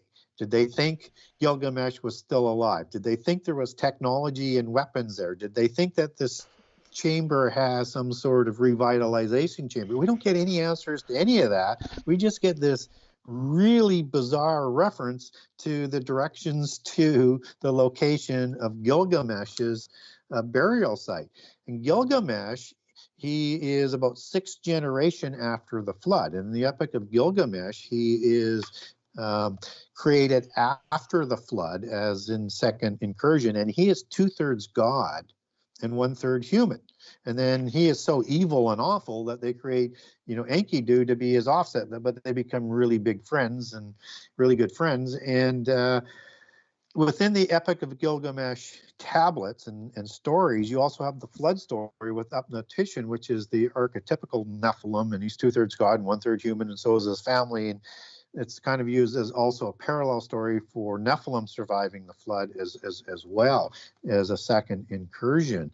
But Gilgamesh was 11 cubits tall. So depending on whether he was a king, which he was, which would be 21 inches, or a common cubit, as we talked about earlier, which is 18 inches, he's somewhere between 16 and 18 feet tall. I mean, this guy was a monster. And this is the tomb that they're looking for. Unbelievable.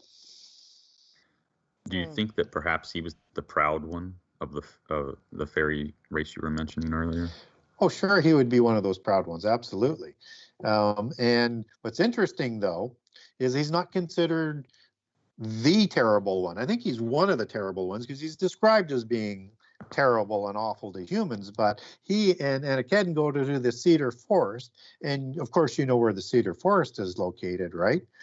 That is Lebanon. In Lebanon, where you have the giant cedars, but at Mount Hermon in this case, and that's where it's located at, where the cedar forest is. And they kill King Habada, who is this like chimera type of individual with all sorts of strange pieces and parts, and a king and a giant, and he is called the Terrible One. And his commission in the Epic of Gilgamesh is to destroy humans and bring a wrath on them. But Gilgamesh, as terrible as he is, he's not the ultimate terrible one, but he certainly would be one of those proud ones, right? So I'm going to turn questions back to NPC. I don't have any more from the chat, and I know NPC gets really excited like I do, but I want you to have a chance to ask. It's fine. I've been holding myself back. Yeah, go. We've got 15 minutes, so go on.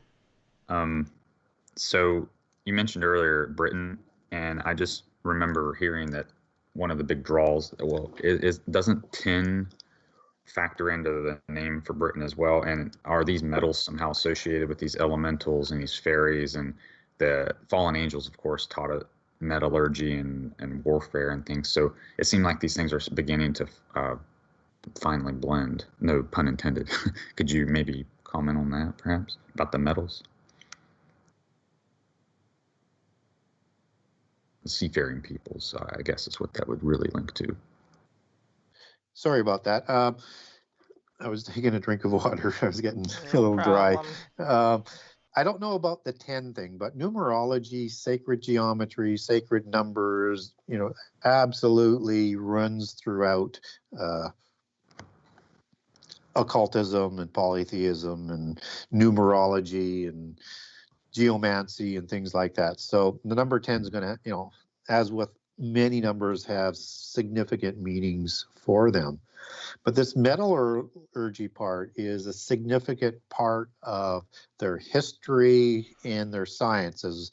And the master metallurgist was Tubal-Cain in their belief system. And Tubal-Cain is the son of Lamech of the Cain lineage, and in Lamech's time and the offspring of Nama, Jubal, and Jabal, they start a renaissance of the seven sacred sciences and take it to a whole new level. And this is also the generation and time of the creation of the giants, of the Nephilim, and that's all partnering to usurp the world in the antediluvian epoch, and they bring about all of these powerful weapons for the demigod Nephilim, and are taught the art of war by Azazel, how to make weapons, the strategy of war, martial arts, the whole bit, and they're there to enslave humankind and destroy the world. So this whole metallurgy and alchemy is all part of their history and their belief system, and part of how they plan on rebelling against the God of the Bible. So I would expect that we're going to see all sorts of new types of metals in the new type of weapons and things that they're going to be bringing about as we get closer to the end time. So I'm not sure whether I hit on what you're talking about, but all of that is just an extraordinarily influential part of their belief system, and in the realm of the Rosicrucians, who are, sort of that intersection between the lower levels of secret societies and the pure blood Royal Mason organizations that are above. And 50% of the Rosicrucians at the top are pure bloods. Oh. So, yeah, and while you were talking, I was remembering how just from more contemporary stories, the Thor, he has a hammer that's of some type of different metal, and the properties of that have a certain thing associated with it. Anyway, and these double-headed axes that the Nephilim, they all had specific kinds of weapons, not as powerful as the gods used, but way beyond what humans would have had, right? So it's part of that whole lore. And again, in that belief system, it is the dwarves that manufacture the weapons. So when you see in Lord of the Rings, you got the dwarves in the mountains, in the earth, which they're related to, they're making the weapons. I mean, they're telling their history and their belief system in their literature. Jeez. Well, I got it. That was a good question after all, I guess. But so did they made his hammer too short to spite him, right? Didn't they blunt it down to where the hammer was really short? Yeah, the gods did, because they didn't want to give too much power to the demigods, unless the demigods turn on the gods, just as the lower gods rebelled against the parent gods, right? There has to be. Let's face it; these are all evil ones, and they're evil to themselves too. So NPC has a question. It says NPC talking about numerology. You may ask why Genesis, which equals 33, 6 conspiracy 6 is 666 and PY numerology. I don't know what that means. Pi numerology is a certain type of gematria, but I'm not familiar enough with it to answer the question, except that the Hebrew language is recursive, and so alpha omega would apply here with that. Go ahead. So typically we need to let people know in terms of how the Bible is kind of constructed. So although you have different books and chapters in it, and that makes sense from a normal sort of delineation of creating a numerical one, the verses are a whole different ballgame. As we get, whether or not it's verse 3 and something, or verse 6, or verse 33 or whatever, that is not part of the original Hebrew or Greek manuscripts. Those were inserted by translators arbitrarily wherever they wanted to put them. So if you think that the secret societies might have had a hand in putting embedded markers and numerology into the Bible, that's how they would make those connections, that they could establish the verse numbers to whatever the chapter number would be to whatever they're trying to encode as markers for their mystical purposes. It's interesting. Okay. I also, in that, when you mentioned the double-headed axe, by the way, I remember just having seen the movie that I guess he loses his hammer at one point, but then gets an axe.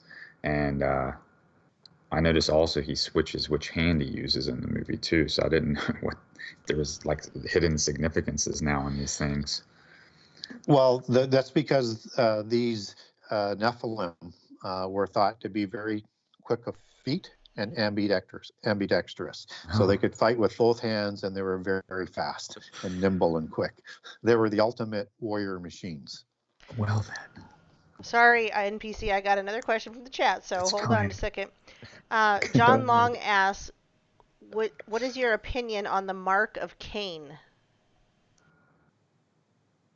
Yeah, we really don't know what it is. And it's interesting, there's always some good takes. I know what the Rosicrucians think it is, and it's, basically an oribus, or a circle with some people have a cross in it and some people have a dragon in it.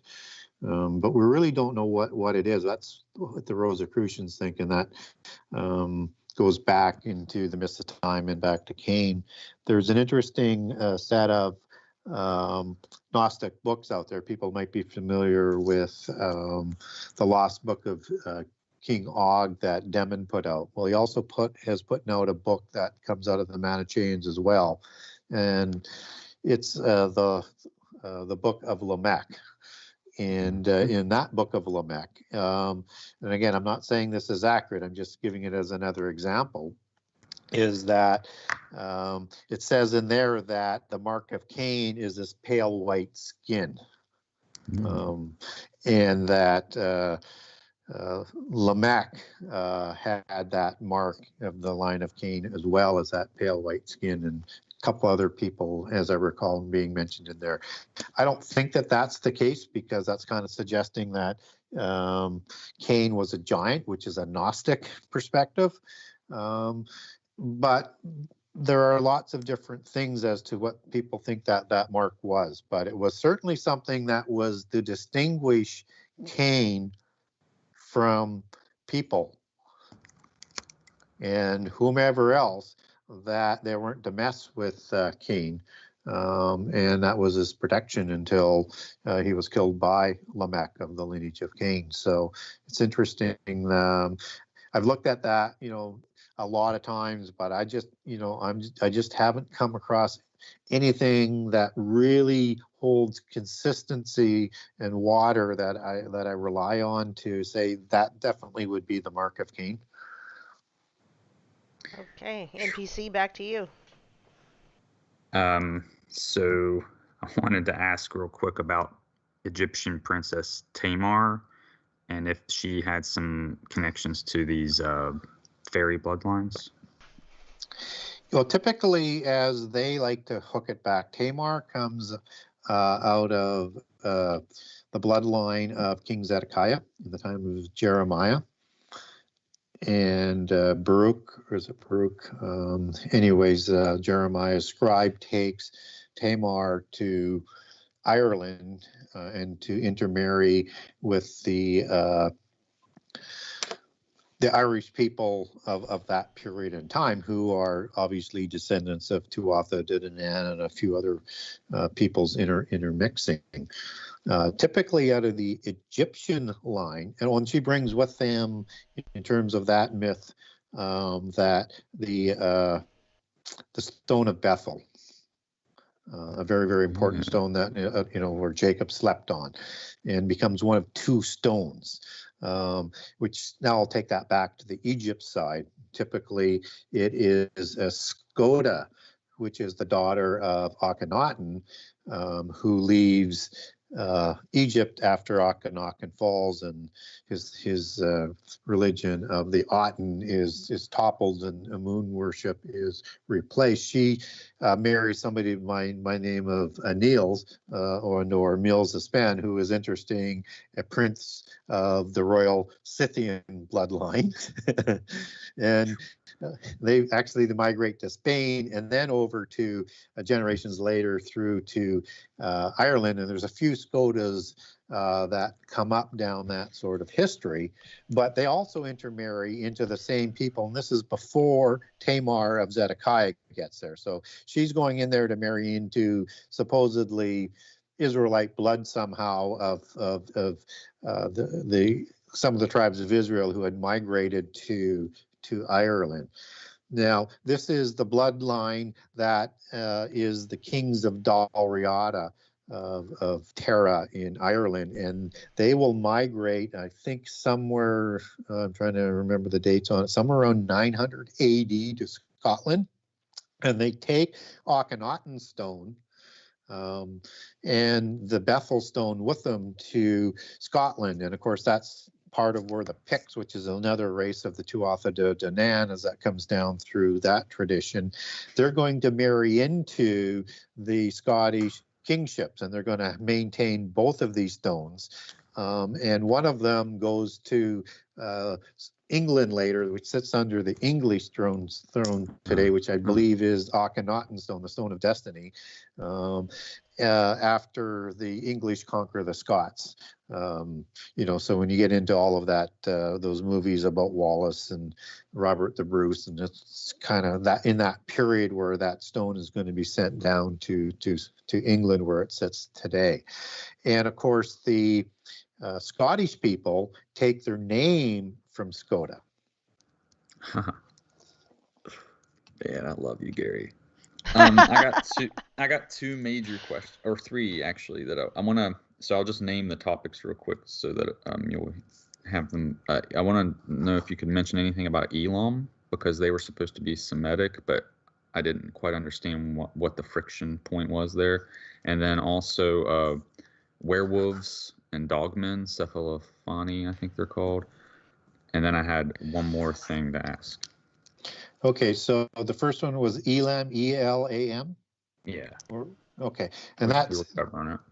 Yeah, so they're mentioned a lot in the Old Testament as a people, and that's a nation that is, part of the Assyrian, Babylonian, Chaldean groups of people. And, I haven't really been able to get research that derives anything significant out of it, other than they were part of probably the Cadmonites, which are the eastern people that's mentioned in Genesis 15, and that these were seemingly a Rephaim type of race. And so you've got giants there after the flood, and it's part of the intermarriage of who Nimrod, will marry into the bloodlines, and connected into the lords of Anu, or the tribe of Anu, the tribe of the Tuatha De Danann, that, migrated down into Mesopotamia, and they started,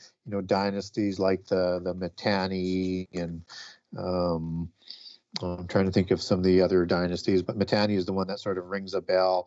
They migrated into southern Covenant land and intermarried with the Horim and the Amalekim, and then also into the Egyptian bloodline. So all of these were scion type of original dynasties of the bloodline. Okay, because I read rather how he was a son of Shem, I think, created this Elam sect. Yeah, definitely Semite. So that would make sense from that lineage, just as Asher would be, right? So yeah. Who the Assyrians are from, and that's all the land of Nimrod, right? So because we were studying the Four Corners, and that was like a title that began with Sargon and ended with Cyrus, and so we were coming across mentionings of Elam and how they had men of renown and stuff. So I was just wanting to ask about that. Yeah, they would sort of interconnect all the way through the that whole area in terms of the bloodlines. And so another name for the Tuatha De Danann that are thought to have migrated down from the polytheist perspective are the Aryans, or the Mera Anu, as they're known in history. So that's how that sort of all starts to interconnect. Get that from the biblical side, and then from the polytheist side. Oh, there was a territory in Mesopotamia named Mary, right? Yep. Yeah. Somebody asked about werewolves and cephalophaeny. Can you talk about dogmen? Yeah. So werewolves are a little bit different than the dog people, and even better. Definitely related.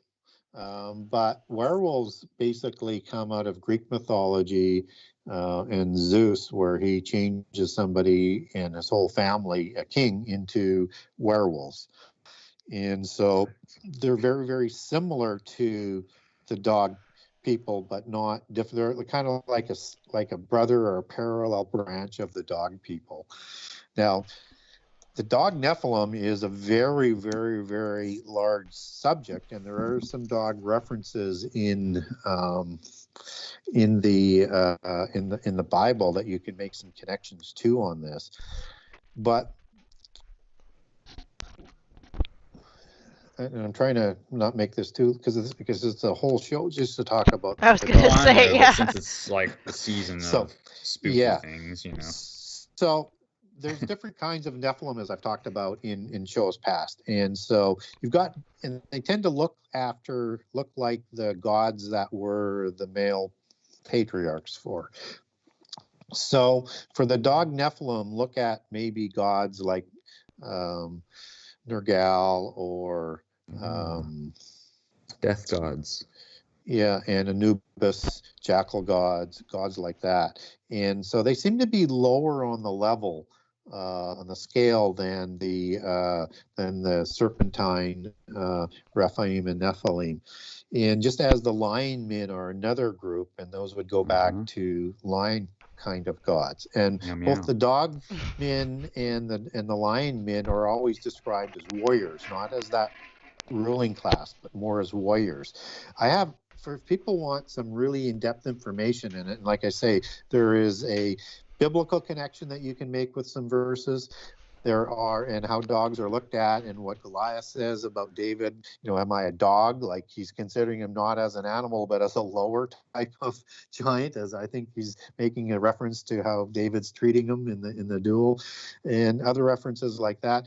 But I also have the secular references to these dog Nephilim, and just as you have like the offspring of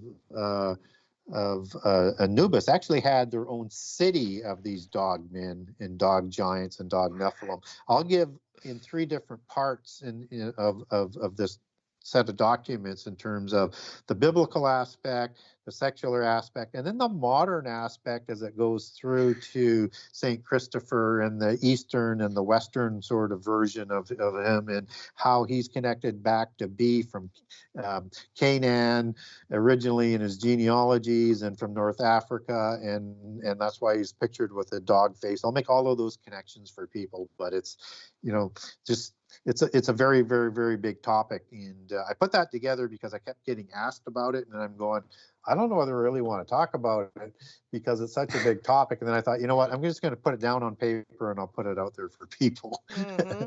That's a good thing to remind everybody. He has you don't have whatever that's not in the book, or maybe it is in the book and you want expanded. You can email Gary on his website. It is linked. It is pinned at the top of the chat, and I've dropped in the link in the chat many times.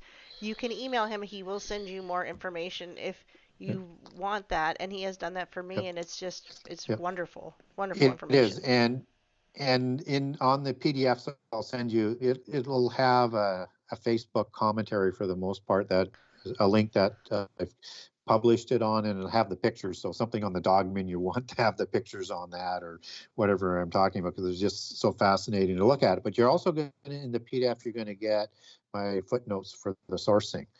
And so particularly on the Dogman is okay, you get the biblical sources. That's not all of that wonderful. But when I start talking about secular historical references to them, whether or not it's in China or it's in India or it's in North Africa or where it comes from in Greek history, I will give you the historians and the sourcing on where you can get that information on it. And of course, I'll quote it in the commentary. But that's the type of things you get when you ask me for the document, is not just, a few verses and how it connects to the Bible, but the sourcing. And I think I think a lot of people like that when they get them. They're saying, "Oh wow, this is great. Can I share it?" And I always say, "Share anything I publish." Right, because it's not, again, where the glory goes to the Lord Jesus Christ, not ourselves, right? Exactly. Yeah. Yeah. So it's been 2 hours and 10 minutes, and so I respect Gary's time, and I know that you guys respect mine too. So I've been up since 5 a.m. I worked out at 6 a.m. this morning, which is so unlike me. So I figured this would be a good time to wrap it up. If we feel like we've been satiated with all the information, how do you feel, NPC? I had one more figure, like Okay. a person to ask about, and that's it. And All I right. promise. Okay. Do you know anything about Balor, Gary? He's this giant adversary against the Tuatha De Danann. The name rings a bell, but nothing's really coming to mind on it right now. He had one eye and 7 veils on it, and anyway, so I was just curious. Thank you. Yeah, no, it's just not coming to mind. I know I've read about it. I've researched the Tuatha De Danann history, but I don't tend to reference it all that much in the last few years. So it's just not.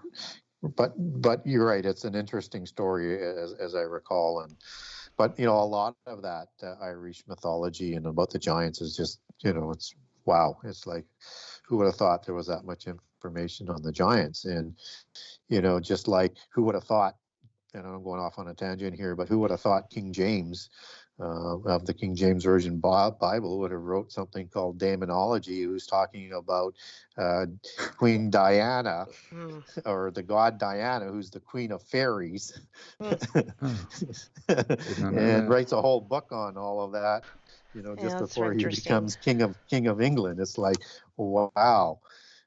So much we don't know.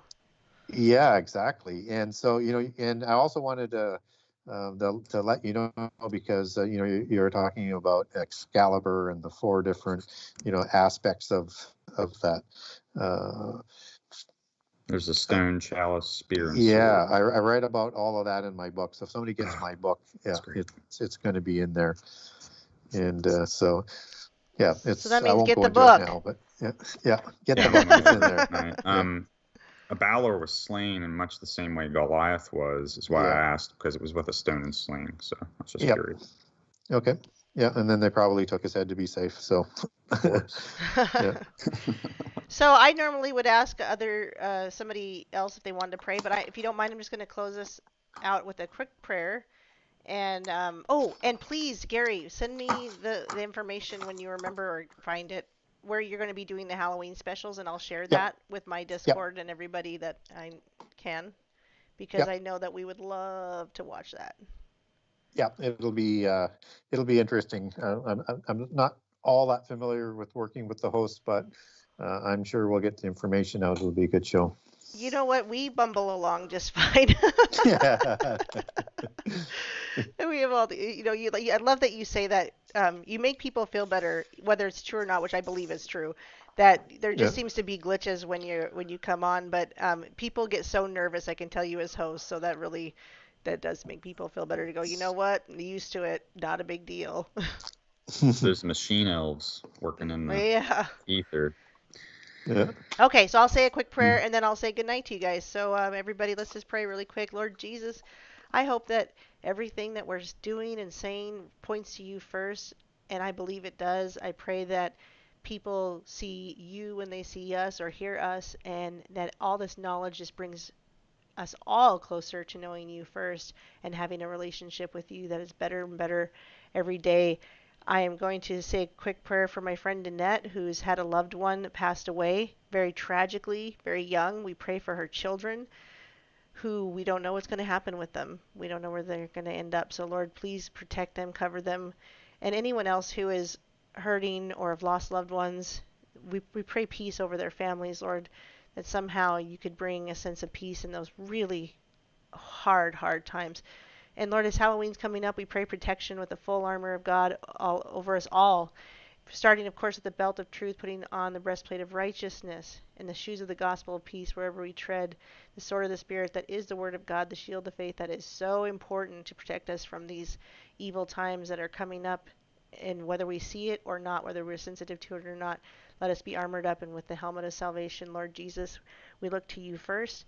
We thank you for everything that we have. Thank you for brains like Gary Wayne and NPC. One day I might be as smart as them, maybe not, but I love that we can come together and have discussions anyway. In your holy mighty name, all glory to you, Yeshua HaMashiach of Nazareth. Amen. Amen. Many meows. Thanks. Amen.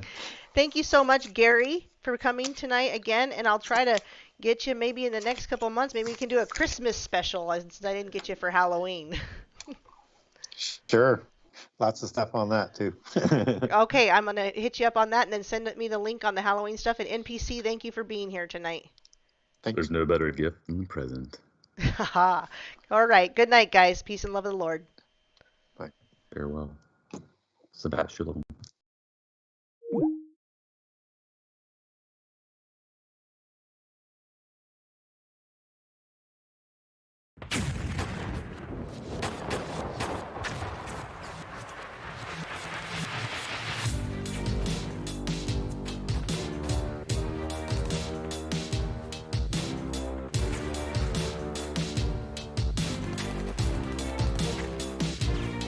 I have this reoccurring dream, I'm on a battleground. With bullets whizzing by my head, the bombs are all around. I'm trying to fight the enemy, but they're invisible. No place to run and hide, extremely inhospitable. A barren land that's treacherous and perilous. Malicious feelings all around me that are merciless. It's a hazardous environment that's sinister. I feel like Jonah in the whale, like I'm a prisoner. And just like him, my weapons are not physical. My arsenal consists of powers that are spiritual. I got a sling and stone to face all of my giants. Even if I'm all alone, trapped in a den of lions, I can count on God to get me out of anything. I can trust his word over absolutely everything. No matter what the battle is, he is more powerful. Shatter any obstacles thought to be impossible. He can humble nations who think they are infallible. Crumble city walls like in the days of Jericho. You want a fighting chance, then dig into the biblical. This battle's for your own eternal soul, and the time is getting critical. Sometimes life is just like on the movie screen. Sometimes life is just like in a scary dream.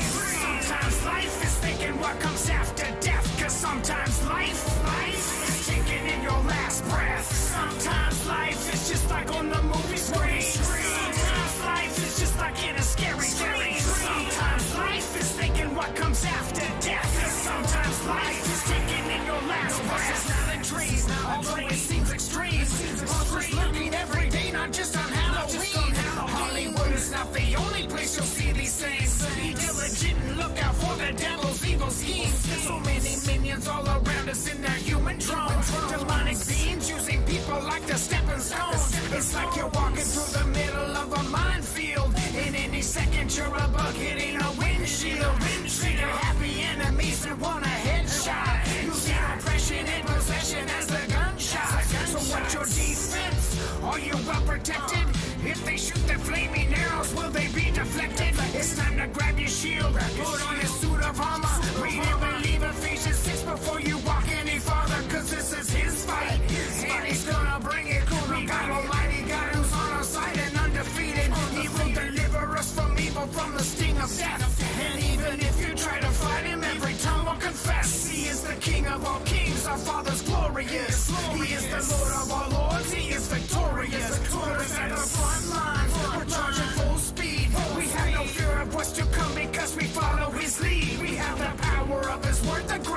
weapon to destroy and expose all the enemy's deception. Sometimes life is just like on the movie screen. Sometimes life is just like in a scary dream. Sometimes life is thinking what comes after death. Cause sometimes life is taking in your last breath. Sometimes life is just like on the movie screen.